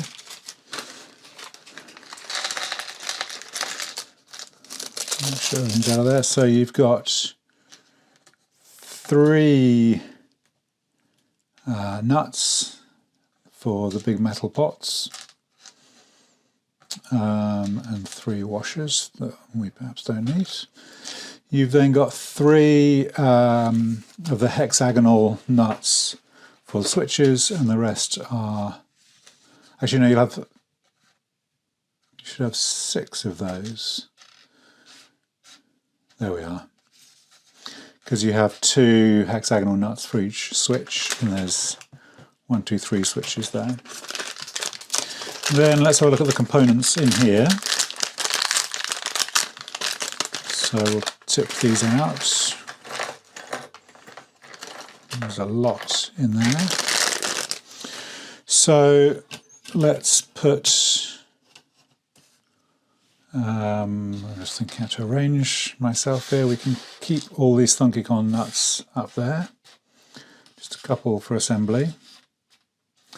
So we've got a mass of Thunkycon black sockets here. Keep those all together.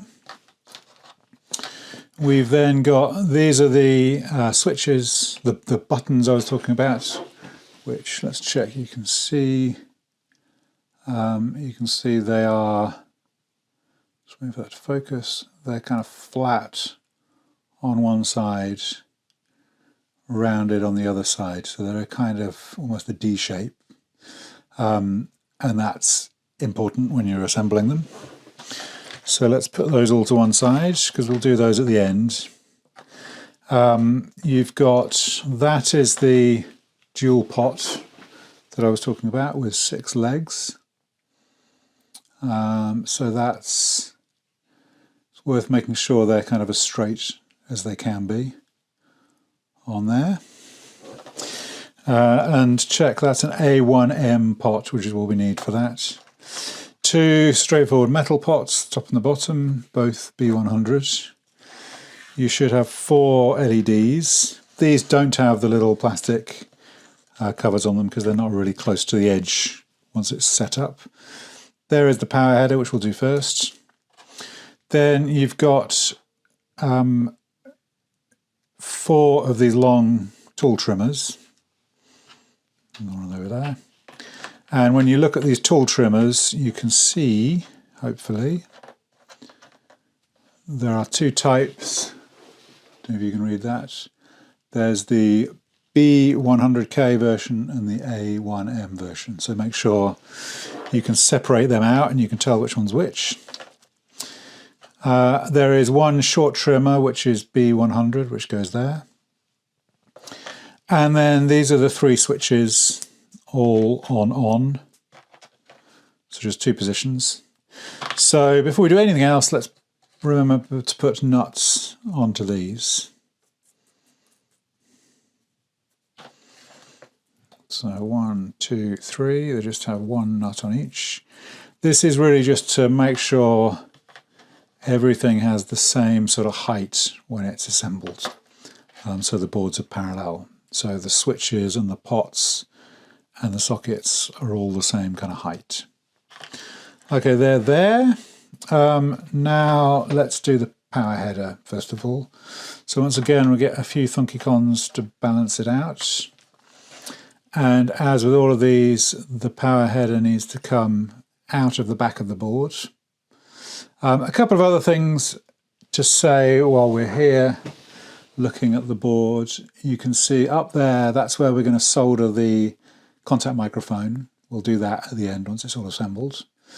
And then over here you've got a couple of these kind of jumpers, they're called, where if you solder those 2 points together you can change the way the filter sounds. So essentially there's turbo res on both of them and extra grit on both of them. They both make the filters kind of louder and more extreme. So I would suggest you build it, have a go with it, and then if you want to try that, do it later on. I think that's it for that.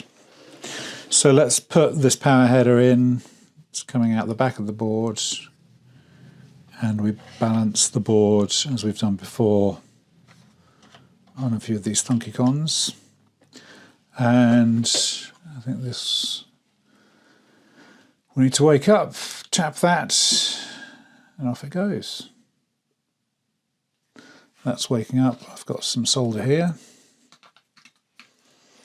So as before, I'll just do 1 point on the header, 390, there we go. 1 point on the header to make sure it's properly connected. And then we'll come back and do the rest of that. So let's have a look there. Wait for it to focus. There we go, that's fine. Symmetrical, probably done. Turn the fan on.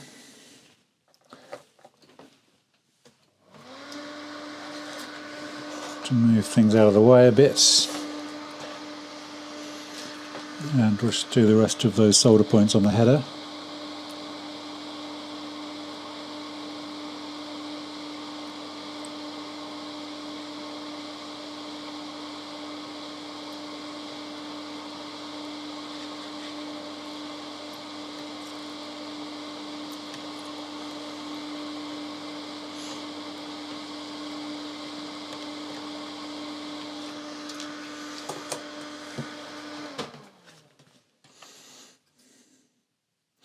Okay, the header is done. Now this board is definitely one to do in a couple of stages. So what I suggest we do is let's do everything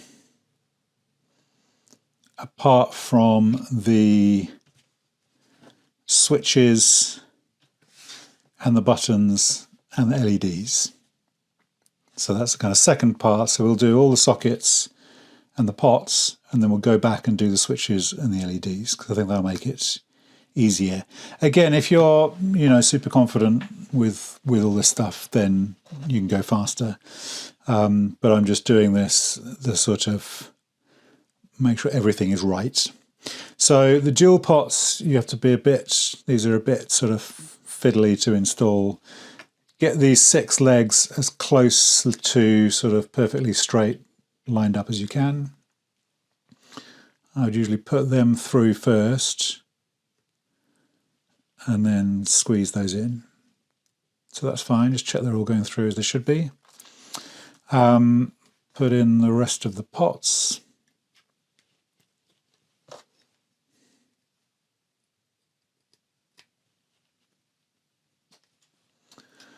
Put in the tool trimmers again, being really careful to make sure you check that's a B100. That goes on the left-hand side. I'll put the other B100 on the other left-hand side. And then this is the A1M, says there A1M. Check that, put those in on the right-hand side. Always a bit fiddly. Squeeze them in a bit. Okay, there's the pots, then there's the small trimmer. That should be B100. It is B100 there.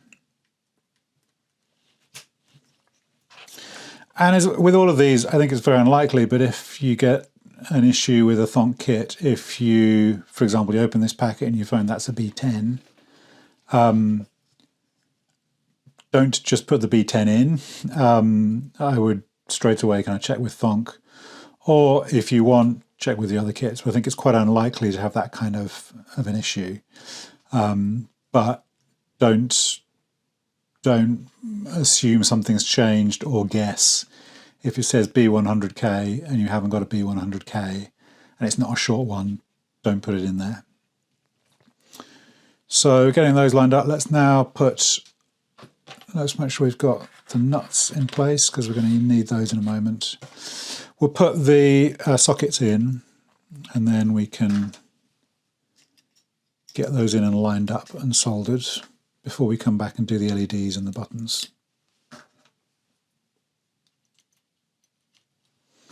And as I said, it's a kind of confidence thing. It's perfectly possible to do the whole thing at once. It's just a bit fiddlier really to get through the panel. So I'll do it this way. This is the sort of slow and steady technique, I suppose.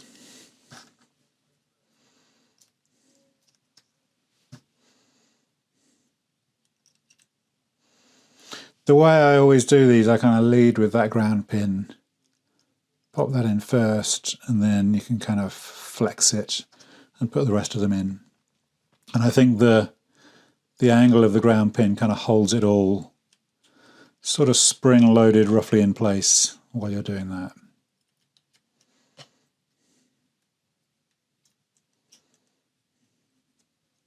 Okay, they are all in place. As I said, we've left out the switches and the LEDs and the buttons. We're going to come back and do them next. Let's put this with the front panel. That's fine because it's switches that are fiddly, so that should be quite straightforward. They kind of clunk together. Once again, as always, if you're having trouble with that kind of connecting them together, mating part of it, it's probably best to just take it off and just make sure the pots and the sockets are aligned properly. And if you're really struggling with it, you could do sort of smaller numbers of them. Do a few, maybe do these metal pots, and then you could add these pots and do it step by step if you want to. The trick is to not solder it until it's connected to the front panel. Okay, that looks okay. Let's check how parallel that all is. That feels pretty solid. We'll just do some solder points on those parts.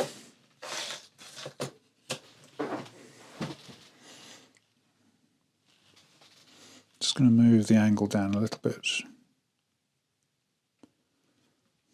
There you go.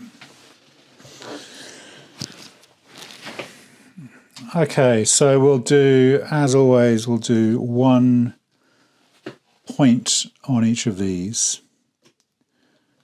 Turn the fan on.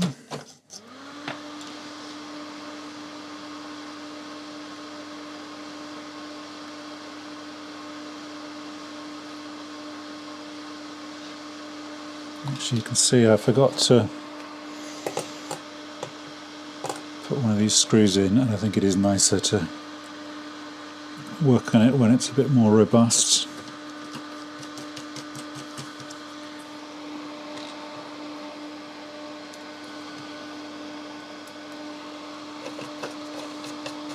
To some extent, it's also it kind of slows you down a little bit and makes sure you're thinking about what you're doing, which I think is never a bad thing with this sort of thing.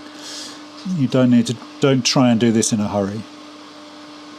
So, once again, I'm not doing this in a very logical order.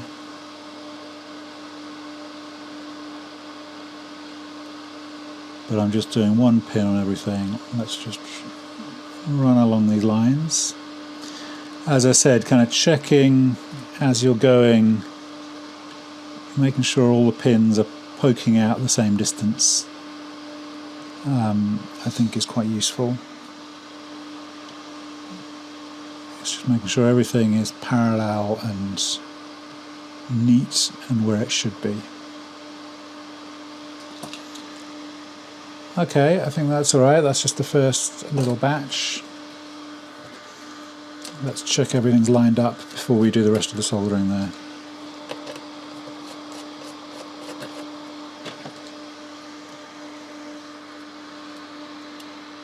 So check the knobs, they're all fine. That all looks good to me. It's all pretty parallel. Okay, let's do the rest of that soldering on that batch.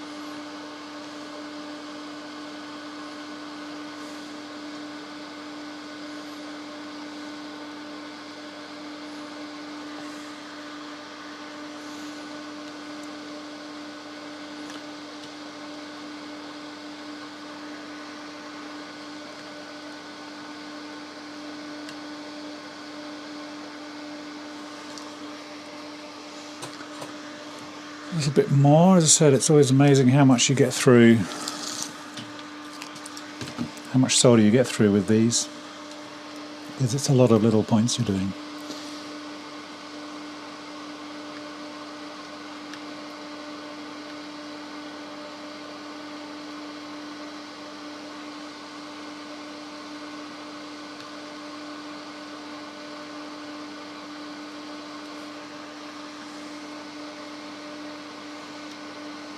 So you see I'm going quite fast along here, but I think this is really when everything's set up right, when the temperature is right, when the tip is clean, when the solder is the right type of solder for the temperature. It really shouldn't take any longer than this. You know, this is not, I'm not doing it in any kind of a hurry.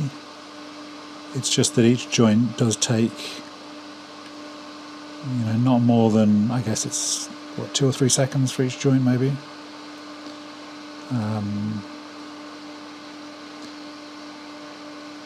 And that's the sort of, you know, if you're finding soldering difficult or frustrating, kind of try and work on that, try and practice on something else, try and look again at your technique. It shouldn't be difficult and frustrating, it should be just kind of easy once you've got into the routine of it, once you've got the technique right. So I suppose I'm saying don't sort of stick at a frustrating technique or stick with it. Don't think, oh, I'll never be able to solder smoothly or properly. It's not like some amazing skill. It's just having the equipment set up and having a bit of the practice of the sort of technique.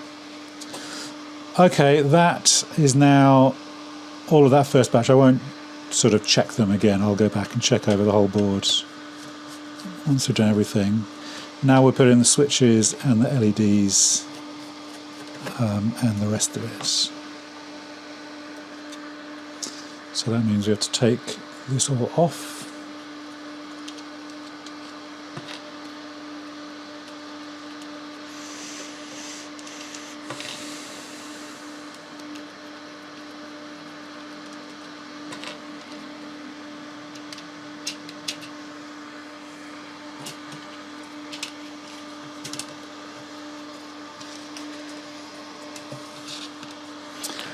Okay, so let's just start with preparing the panel. Put a bit of tape. It's up here. Those four holes there are where the 4 LEDs go through. So just put a bit of tape over it so it can catch the LEDs as they come through. It doesn't need to be all the way over it, and make sure it's not interfering with where the nuts will go. I'll show you a different trick for the buttons.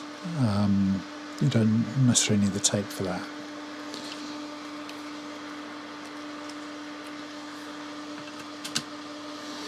So with these switches, a trick, don't spend too long doing this if you find it frustrating, it doesn't work, but if you can just kind of balance them in the middle like that, it does make it a lot easier to get them through the panel. If not, you just kind of, you know, wiggle them about a bit and you can get them through the panel. But obviously they want to go through straight, so it's easier if you can have them straight like that. You just try and balance it in the middle and it will usually hold. That is a Steve from Thonk trick that he taught me. That's the switches. The LEDs, once again, you're looking at the long leg and the short leg. The long leg goes through the hole with the plus sign next to it. 1, 2,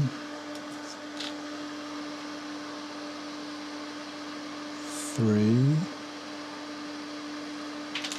Oh.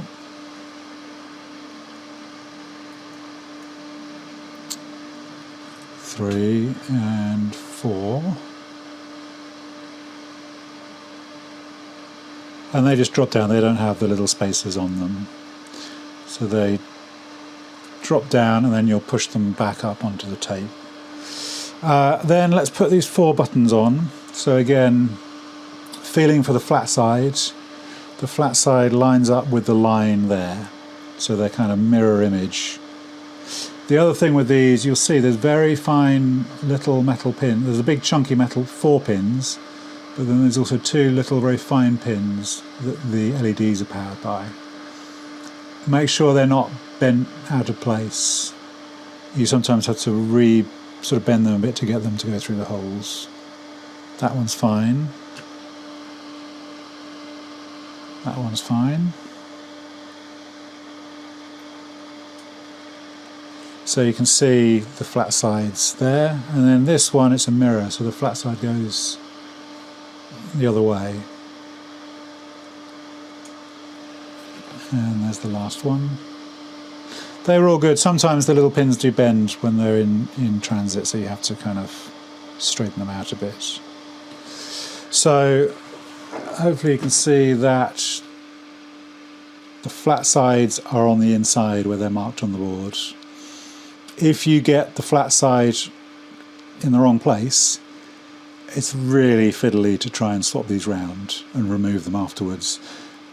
The system will work, it's just the light won't come on, so it's a bit disappointing. So that's all there. Let's now put that back onto the panel.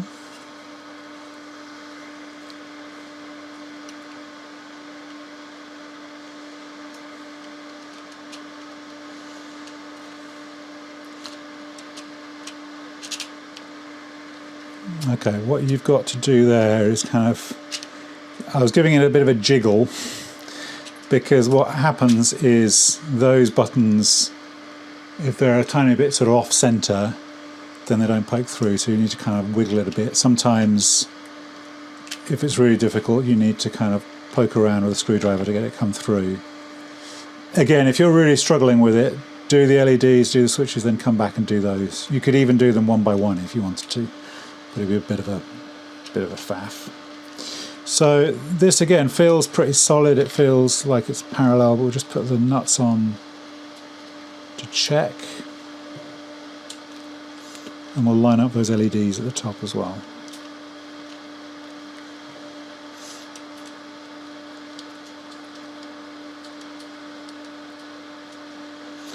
And actually, while we're doing this as well, let's do the nuts on the switches here, because that means they're sort of perfectly aligned with the board. A bit fiddly, but they should go on.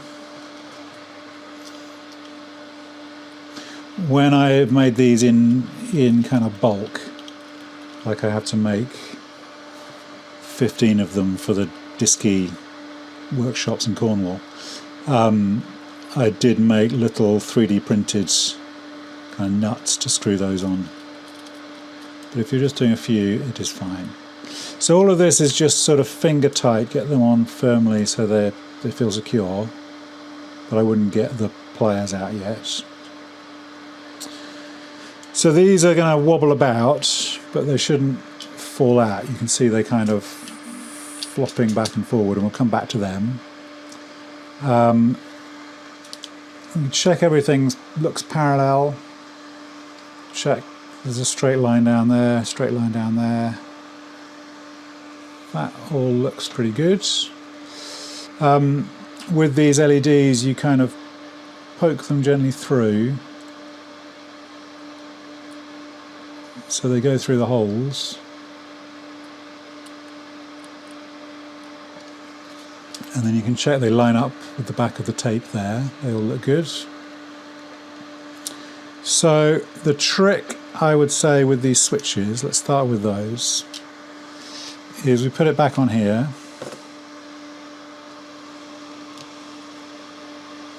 So we're going to do the sort of soldering one point on everything now.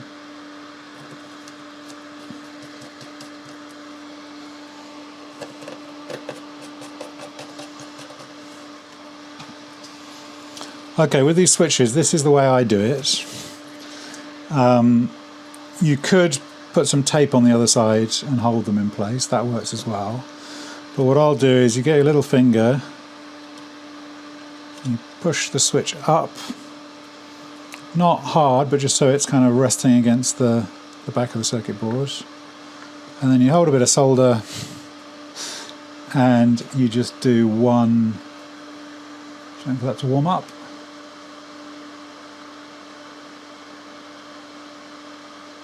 Just solder one of the big pins. So it's in place. I'll do the next one. That's not at the right angle. That one's okay.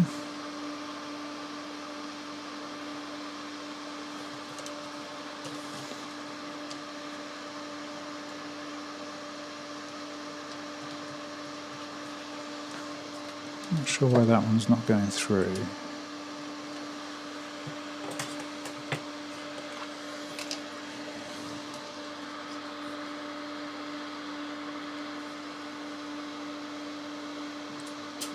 Okay, I think it just, maybe one of the short wires was a bit stuck. So I've pushed that through, that now works. On this one, and again, just one solder point, because if it's wonky, it's easy to fix. So those are all now kind of in place and held up, but just by one on each of those pins. I'll just go back now and do the switches. One, where's the other switch?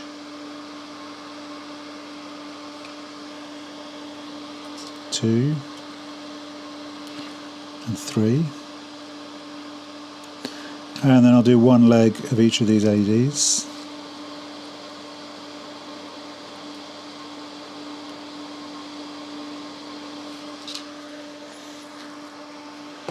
Now let's take the panel off and just check that's all lined up before we solder all the rest of it, and then we can check, and then we're done with that board. So first of all, let's just check that these buttons all feel good. They should just tap and not be sticking against the side. Check these pots are all good.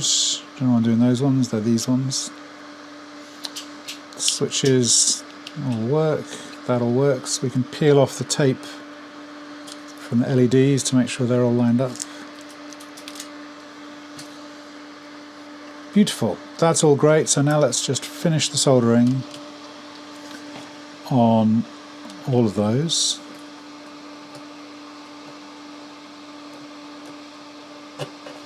Another tip, if you are a Eurorack person and you have Nearlies, the little Biffaco, these things,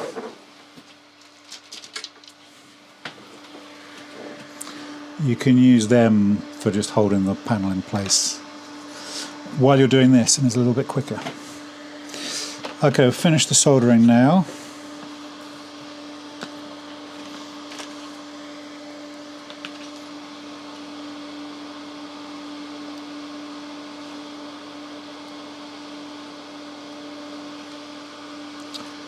There's the switches.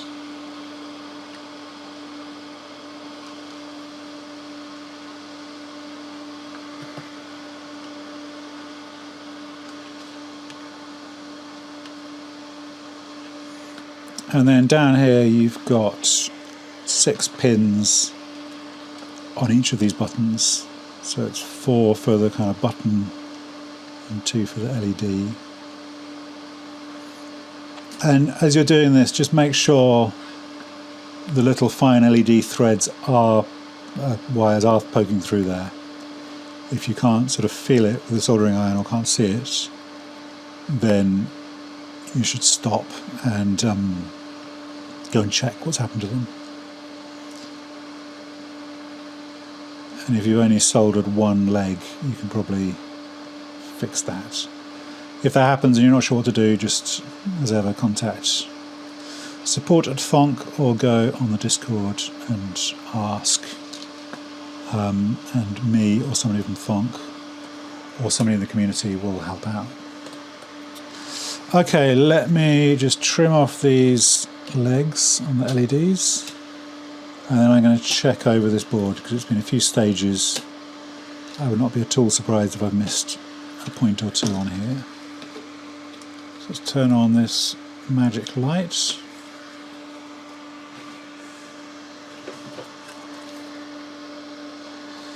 And where are we? Here we are.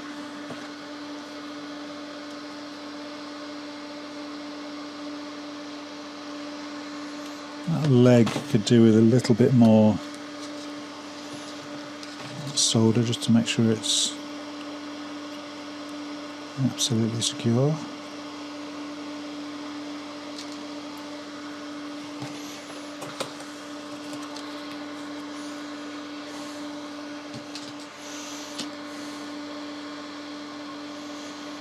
Just using this screwdriver as a kind of pointer. You can see there's just reflowing that. Reflowing just means remelting it. Sometimes the capillary action kind of sucks the solder in a bit better.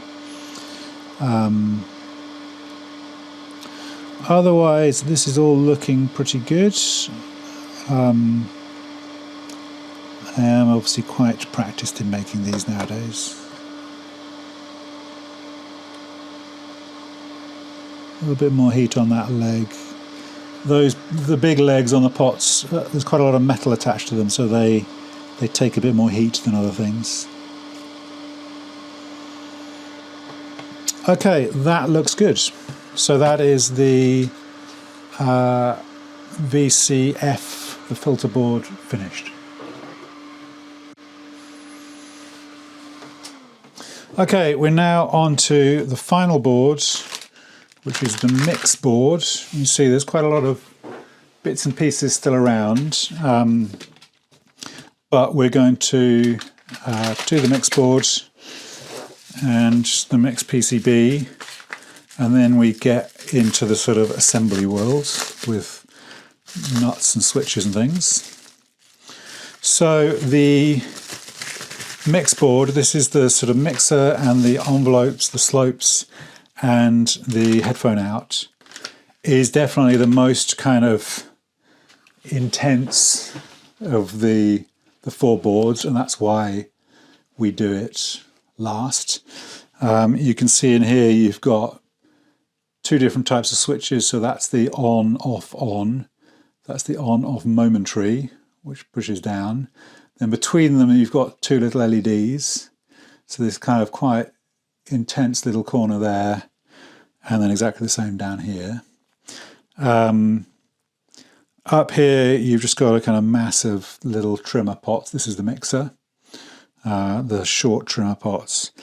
And then on this, the power header is right in between there. And there's one difference here, which is that this power header isn't offset. So it doesn't kind of hold on to the power header when you slot it in. It's just because of the amount of space there was in the board there. So let's start, well, let's go through the parts first, and then we can start on the power header.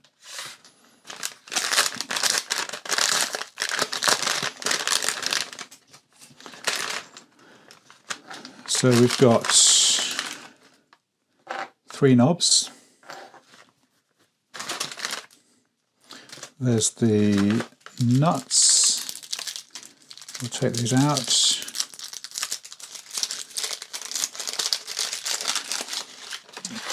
So as usual, we're going to want the there should be six switch nuts, which are the hexagonal ones.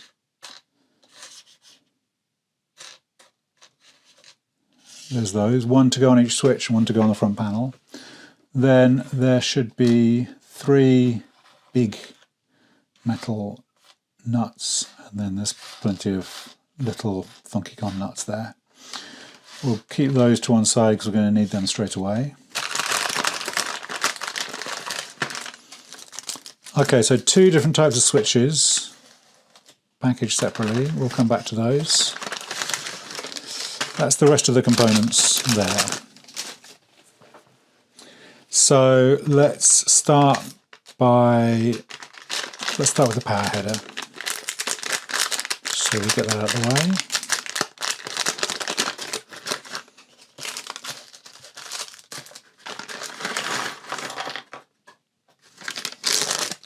Okay, so as usual, as a bunch of Funkicon sockets, and also in this there are two green Funkicons. These are the two headphone outputs, which are stereo. That's those. Then there are 4 LEDs. These are the rise and fall LEDs on the slopes. There is our second dual 6-legged pot. This one is a A100, and I can see it is a little bit bent out of shape, so I'll just bend that back so it looks straight, so it can go through. 2 metal pots, as always, they're B100. Then here's the 6 little short trimmers for the mix section. And here you have to be careful because they are 2 different values. There's B100.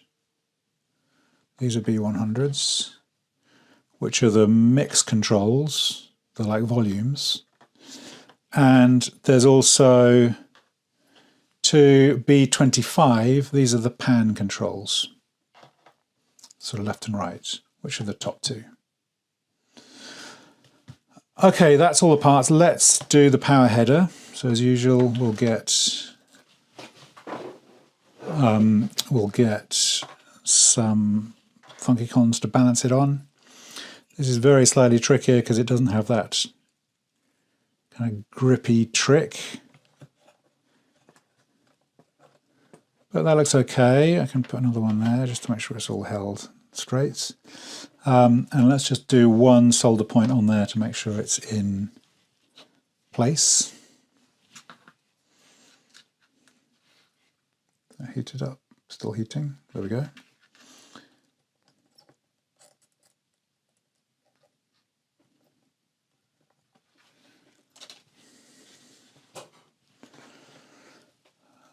That looks pretty good to me. That's all parallel and straight, so that's fine. Well, let's do the rest of the solder points so I don't forget. On the fan.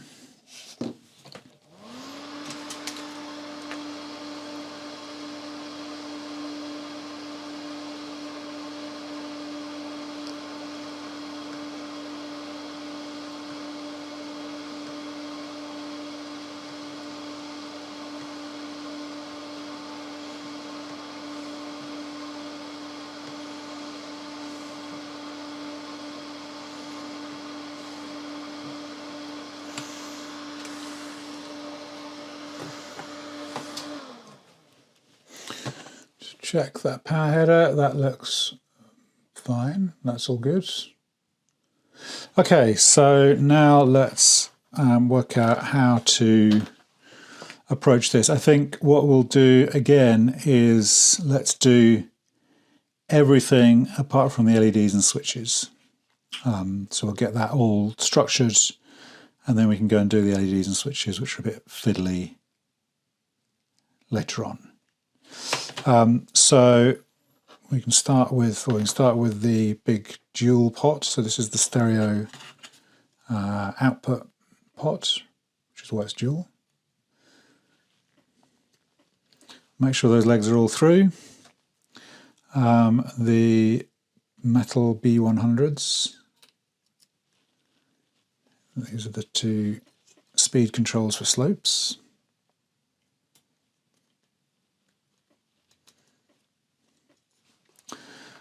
Okay, and then the trimmers. So these are the B100s. So we'll put those in. These are a bit kind of fiddly once you've got a few of them in. They're very tight. They really are, as you can see, about as tight as you can get these on a circuit board. So it's 100, 100, 100, 100. Those are the volumes, and then the left and right, the pan controls, are 25s.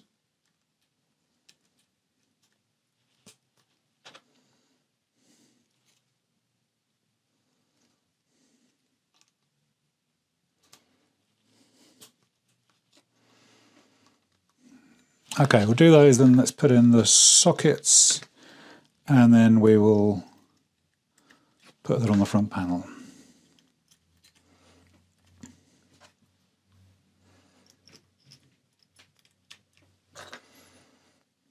Don't know if you heard a little bump there, that was the next door neighbour's cat jumping on the roof of the shed.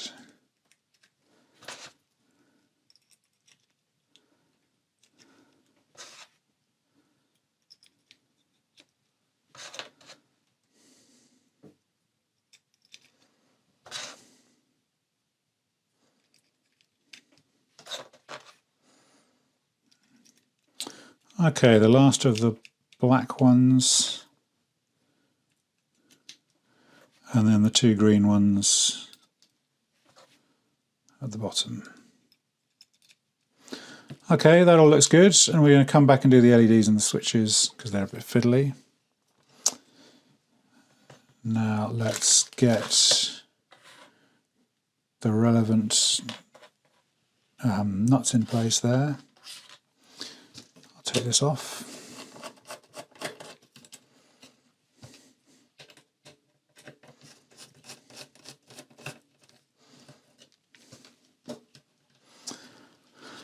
Okay, so this should go through quite happily. Which again feels kind of solid, and there's no kind of play as you squeeze it there. It's getting quite heavy now, the whole thing, as it's got all the parts on it. We'll put these nuts on to keep it all held together, though we will have to take them off in a moment when we do the LEDs and the switches.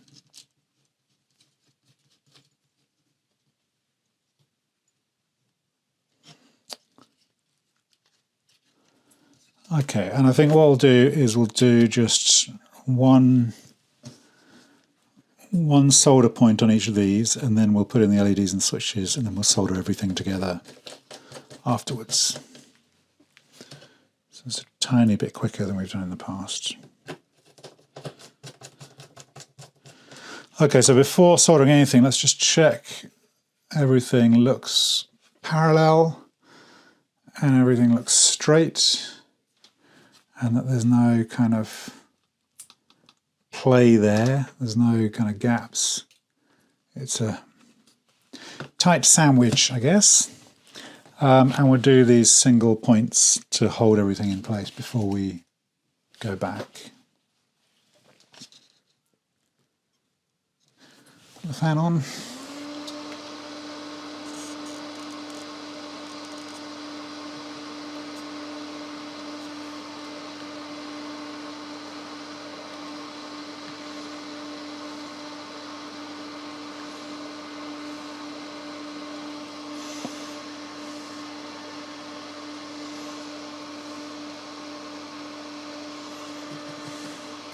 And when we're doing this soldering sort of in stages, obviously be careful not to solder a point where there isn't anything yet.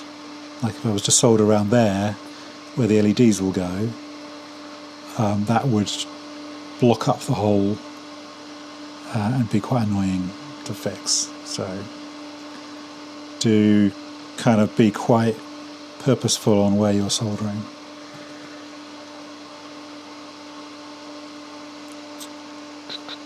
There.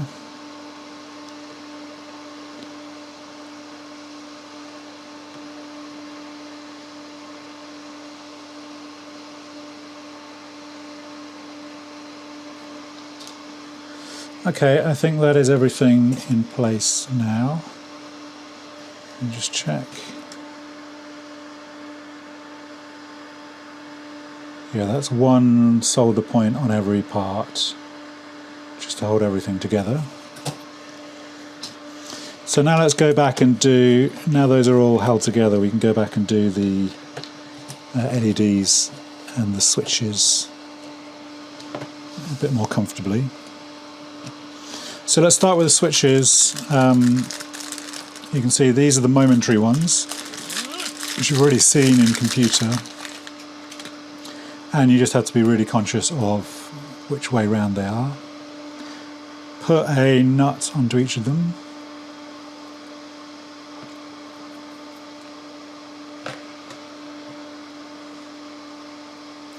And you'll see very quickly, once you've taken them out of the packets, you can't actually tell the difference between this switch and this switch. They look the same.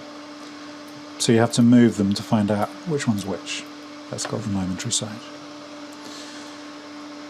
So do kind of keep concentration going when you're thinking about these switches and putting them in. So they each have a nut on them. As I said, that just sets the kind of height of the switch behind the panel. So let's take the mix board off again.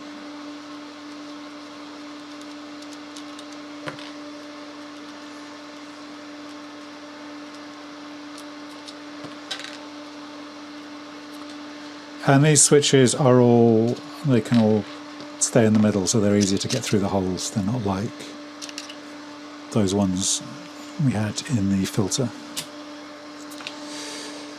Okay, let's start with the LEDs. So the LEDs, once again, they have one long leg.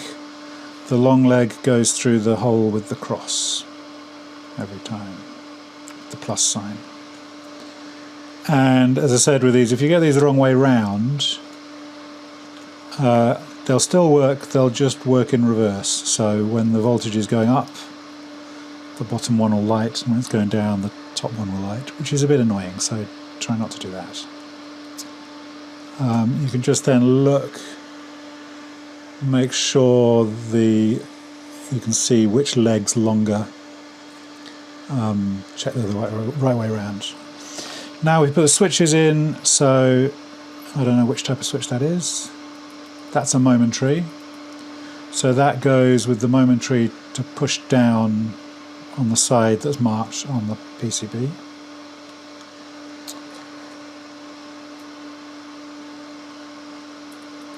That's the other momentary one. So that means these two are the not momentary, these are the on-off-on ones. They can go either way around, it doesn't make a difference. Right, those 4 parts are now in. 6, 12, no, 8 parts. Let's put them, oh actually, sorry, before we do that, I forgot something. We can lay that very carefully down. Just be held up by the LED legs. We need to put a little tiny bit of tape over the LED holes here. So maybe what I'll do,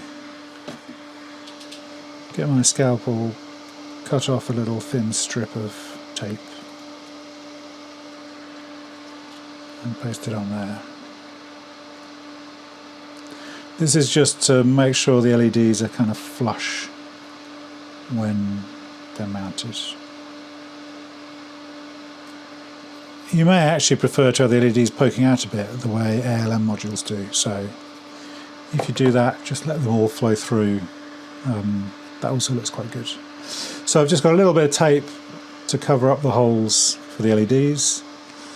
Now I can go back to putting it all together.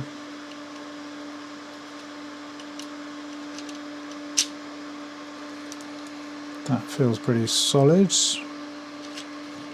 Just trying to hold it so I can get the nuts on.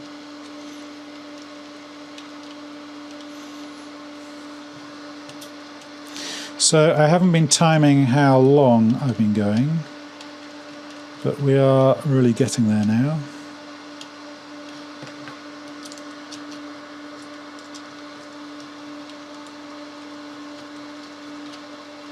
So make sure these are on, you know, they don't need to be on super tight, but they need to be definitely properly connected up. You could then push the LEDs up. So you just have to kind of wiggle them a bit till they go through the holes.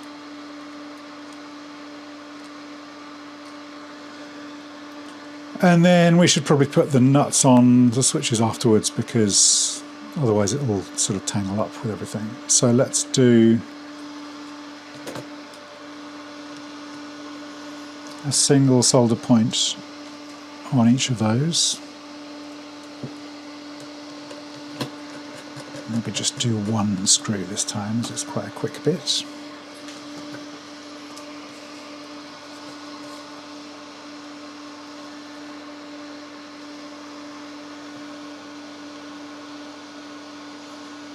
So one leg of each LED and the middle pin of each switch.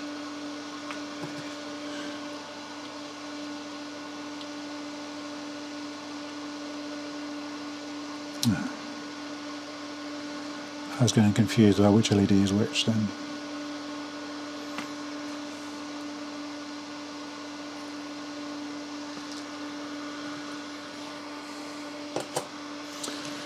Okay, let's have a look at how that is all coming, see if it's all correct. So we can peel off the tape. That looks good.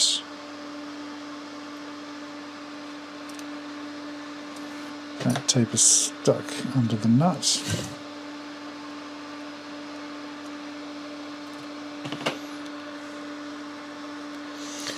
Oh, see, that LED is not through properly. Not through at all. Okay, so I'll put that tape back on.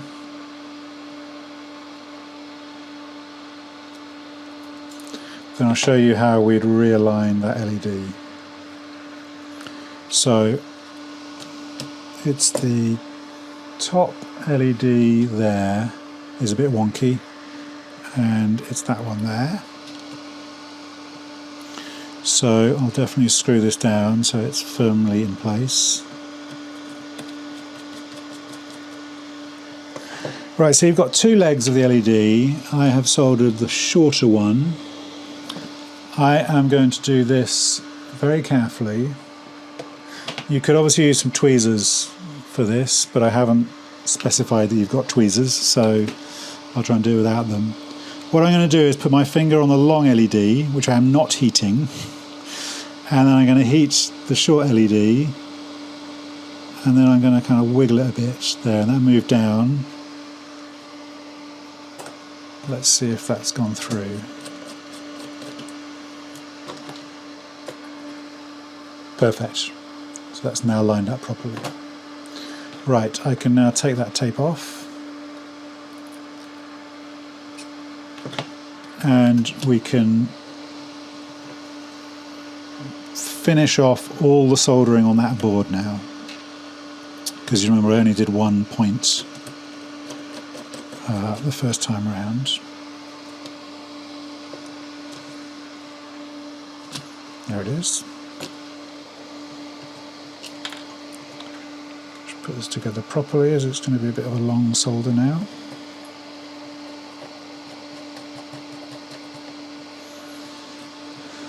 Okay, so we're going to go through and do all of the joints on that board.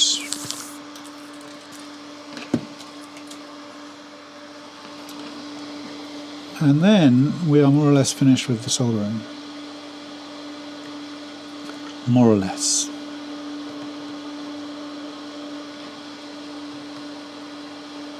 So it is very dense, this part of the board. It's really just taking it slowly, being careful.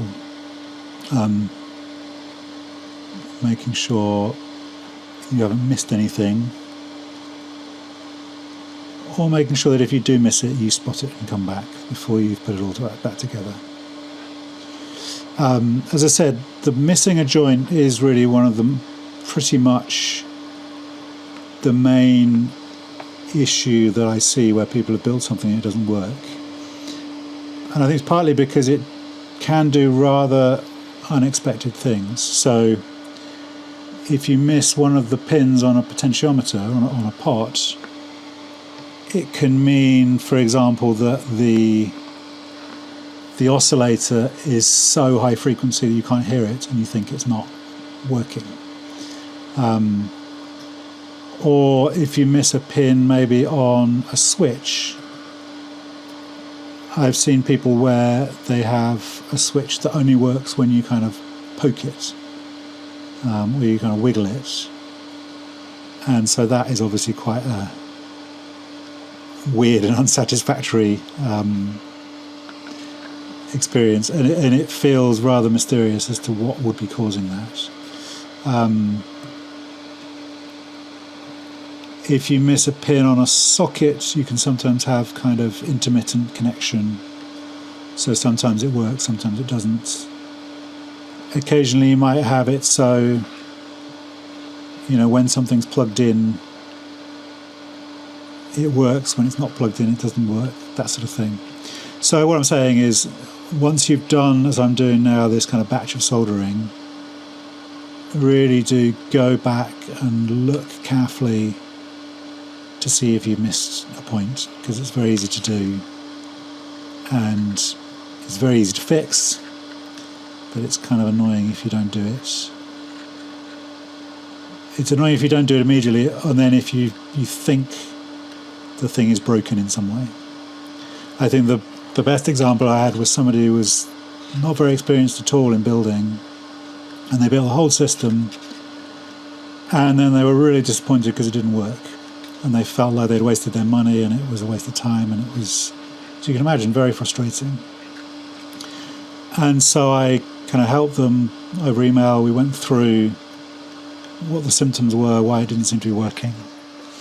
And it turned out what they had missed was, I think, possibly one of these connections I'm about to solder now, which is the output pot, the output knob, which meant that the headphone output didn't work, which meant, understandably, the whole thing, the thing didn't make any sound. So they felt that it was completely broken. And once we worked out that's what was wrong, and they went back and added 6 solder points in, the thing worked pretty much perfectly.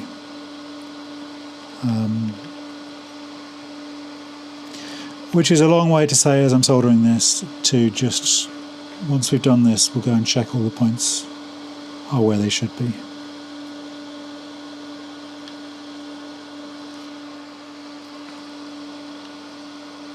And I suppose also the thing is, these are very easy mistakes to fix.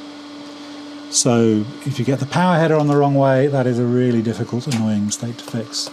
If you get the wrong pot in the wrong place, that's really annoying pain to fix. Right, I'm going to trim these off, the legs on the LEDs, and then, as I said, we'll have a real check over. We can check over the whole board, in fact, because that is now the end of the soldering. I'll turn this thing on.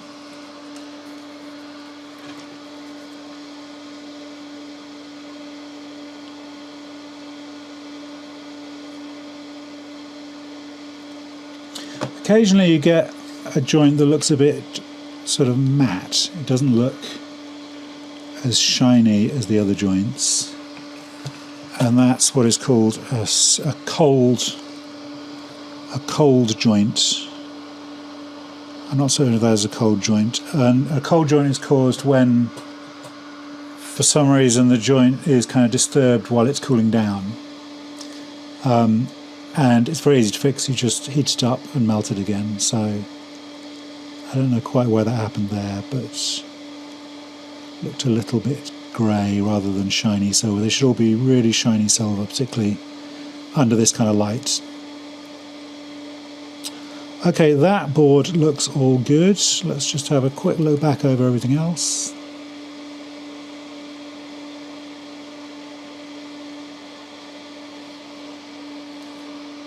So I am quite hopeful.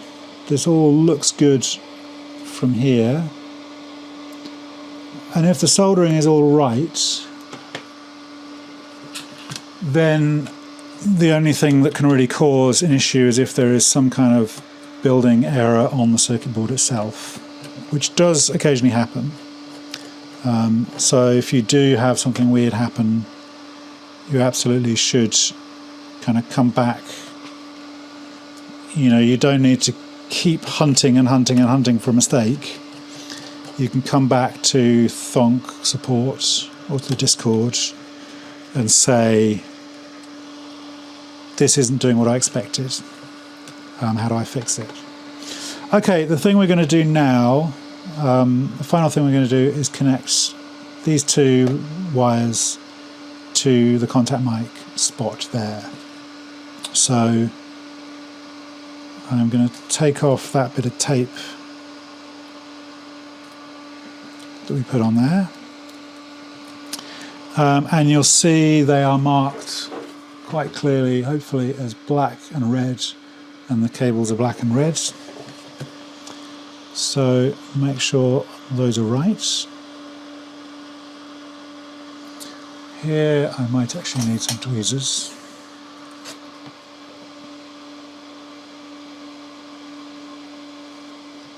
So this is very fiddly. I don't particularly have a good way of doing this.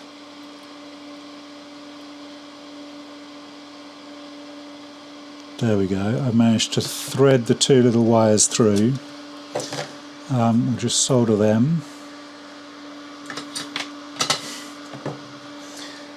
Subconsciously using my old soldering iron.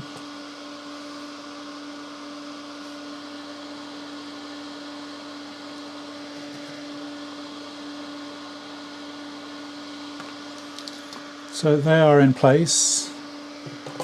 The reason we do that last, and it is annoying if you have to take this board off the front panel, you have to unsolder those wires. What I would do is just kind of tuck them out of the way. There they are. And you could probably trim the ends off as well.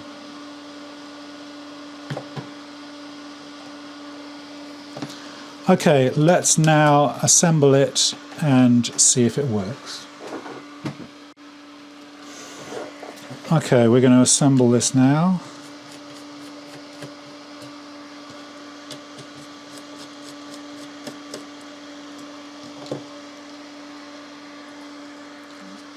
So I wouldn't necessarily put any more, it's all reasonably strongly held together. So you just need to very carefully align the pins with the pins on the backboard and then gently squeeze it together.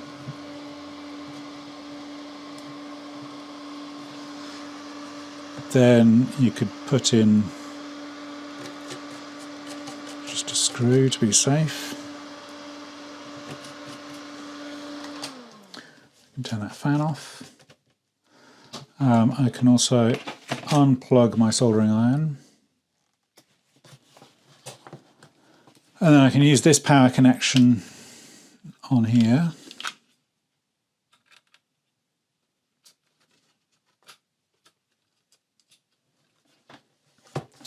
So that looks quite promising to start with. You've got these envelopes are working properly, so I put them into loop mode and into the middle setting, and you can see them going. That is doing the sort of thing I'd expect it to do. If I turn the amplifier up and tap it, you can see the contact mic is working. Let's find a program card from here. Let's put in something like a Turing machine card.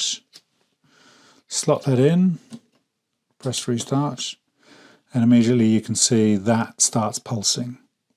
So I haven't tested this properly, but my initial view of that is that it seems to be working fine. So let's turn it off. I'll put that back in there. You can later on put your program cards onto a keyring and read the website about how they work and what they do. Just got to peel this bit of tape left on the side. There we go. So that is now done. The only thing you need to do now is the mechanics of it. So what I would do is start with the screws. Somewhere there is a little pot of screws, but I can't see them. I've got, as you can imagine off the camera, I'm surrounded by little paper bags. So we can put all the screws in the front panel.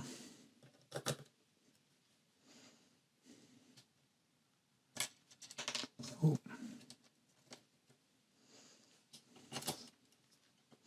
So at this point you may lose interest in watching the video, and that is fine, because it's all fairly self-explanatory from this point, but I might as well carry on and do it. And you can see the joy of the process. We can put on the screw nuts here.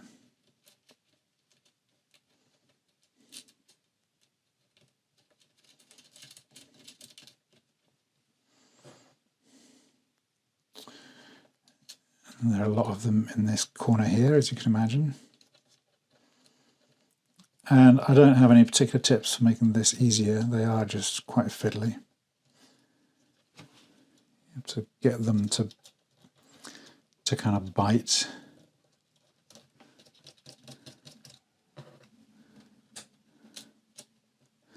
And I think if you're doing this and you don't have any other tools, I would use, I'll just show you those sort of pointy-nosed pliers. That's the wrong type of nut.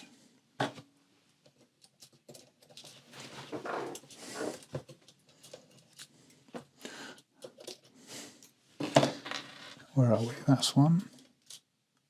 That's the other one.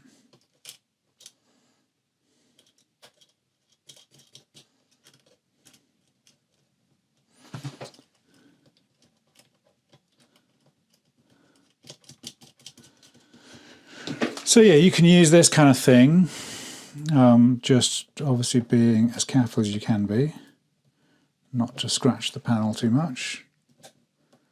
Don't seem to be doing much progress there.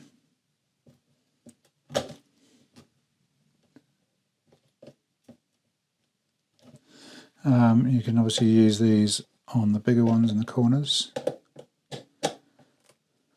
I'll show you what I use though.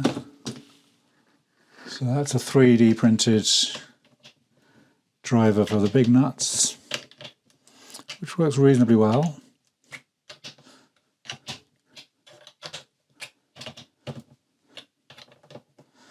And then I have this one for the switch nuts.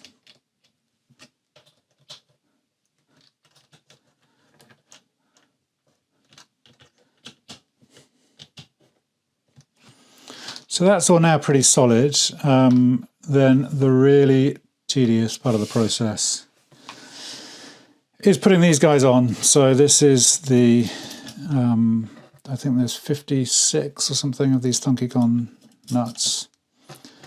I am now extremely practiced at it. You need to kind of, it's getting them to bite that's the difficult bit. You kind of flop them on, making sure you've got the slot for the screw thread in the top.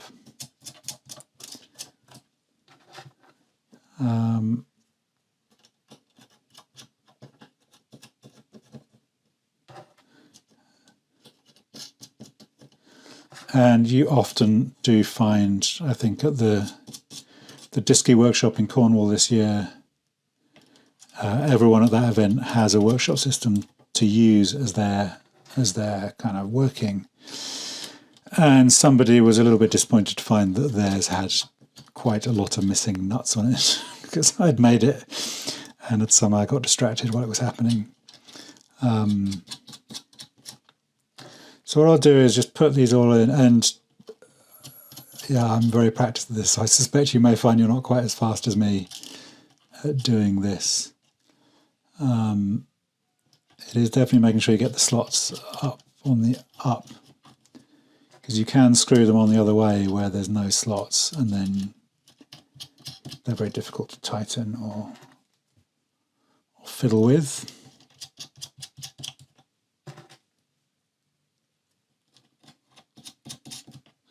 I have I've got a kind of precision electric screwdriver that I kind of 3D printed an adapter for, so I could use that to tighten them up, which kind of works. It feels a little bit chaotic, like the thing's spinning really fast and bashing into the screw heads. I'm not sure I would totally recommend it.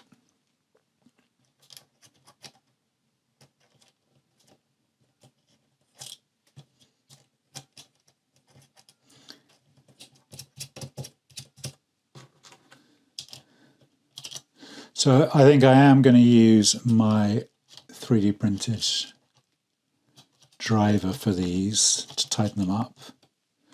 You can obviously tighten them up. I mean, really, you can just tighten them up by fingers. I mean, it's fine. It's not like, if you notice one's a bit loose, you just tighten it up. But if you've got the tool, this tool came from Exploding Shed. And there's also another, there's this one, which has a head somewhere for it, that Thonk do, but I think they might be out of stock at the moment.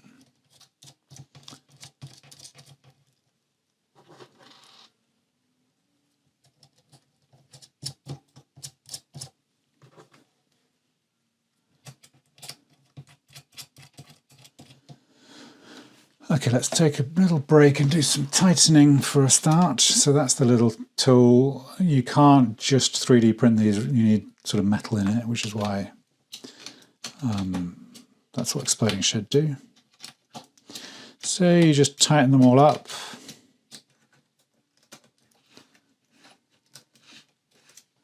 As I was saying, that's one where I put it on the wrong way around, so it doesn't have the sort of screw head bits in it, so I couldn't tighten it.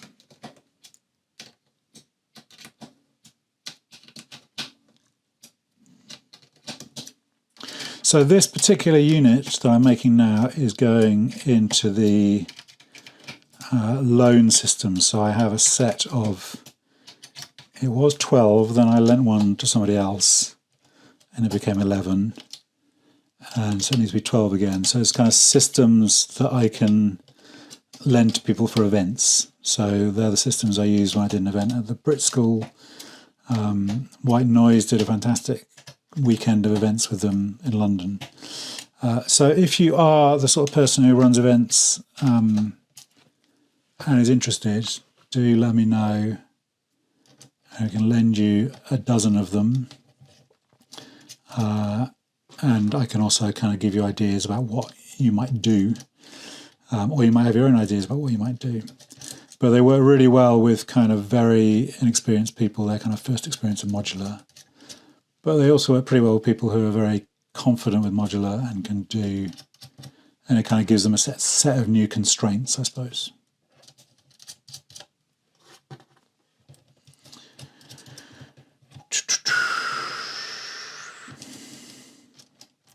Yeah, I definitely feel I'm a lot faster at doing these than I was when I first tried to do it. So I suspect if you're following on at home, you'll be like still trying to get these ones on at the start, because it's a real kind of little knack to somehow flip them onto the thread.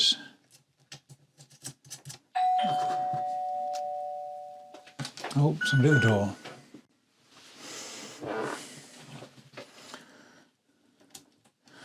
That was somebody at the door, and inevitably it was a parcel from Thonk.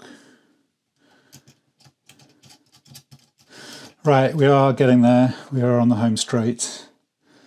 I don't blame you if you decide you don't need to put all of them on and you just start trying to use the thing, testing it, learning it, finding out what it all does. That would be perfectly acceptable. But I'm going to see it through, because then you can see the whole beginning to end in this video, which I guess is the idea.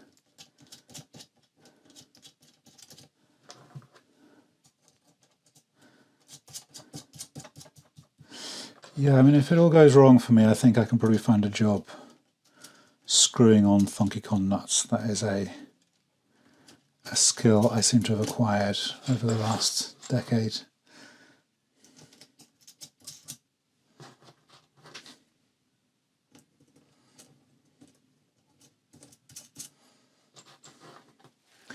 And it does make me understand why a lot of kind of factory-built synthesizers do not have these kind of nuts on them. I remember when the first Buchla Music Easel kind of reissue came out, people were outraged because they didn't have nuts on their sockets, and I can sympathize with that.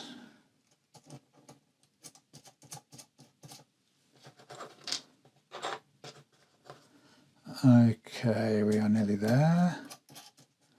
And it looks like we have exactly the right number.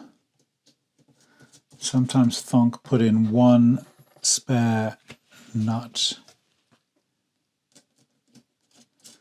which is partly just, in case you drop one. But I always think it gives people slight anxiety they've missed one. Did I do those? Yes.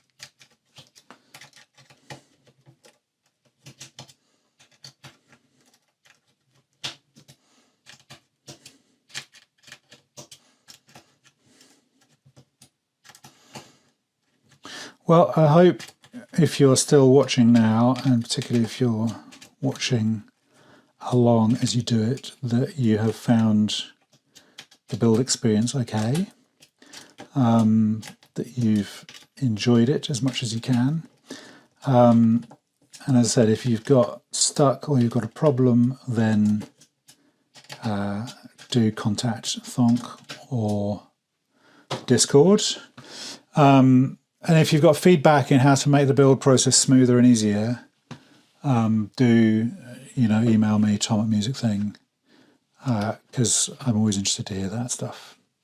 Right, the last and possibly most satisfying thing, let's put on the pots. One thing to say, sometimes these pots, check the bottom, sometimes they have a little bit of kind of, wonky moulding on them.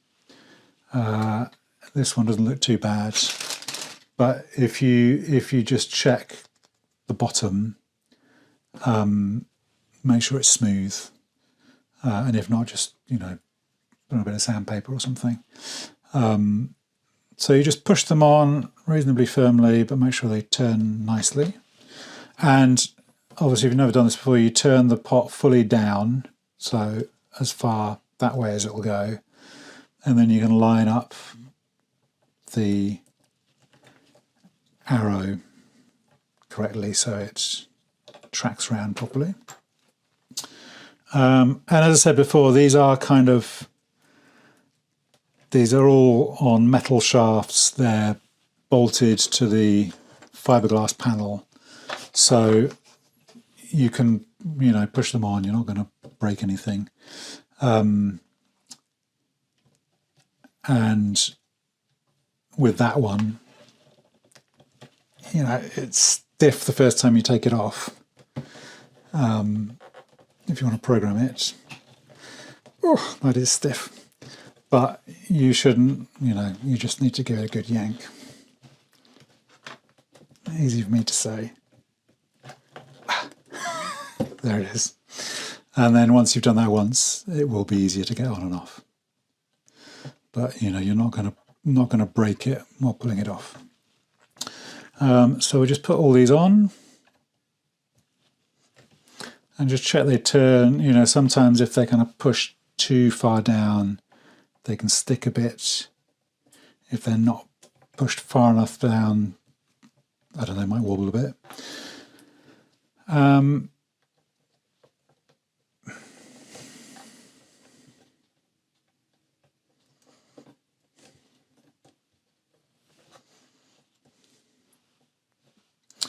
Now, I don't think that is a spare one from the kit. I think that was on my desk already. So that, I think, is done. Let's just plug it in again, make sure it flashes pleasingly.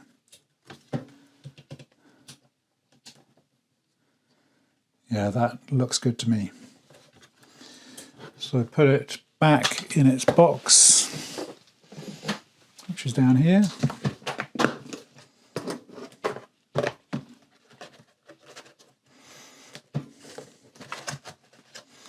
And the foam was a bit tight when you have it first. It loosens up a bit after a while. But that is now done. That is your workshop system built. You can now move on and watch the quick start video.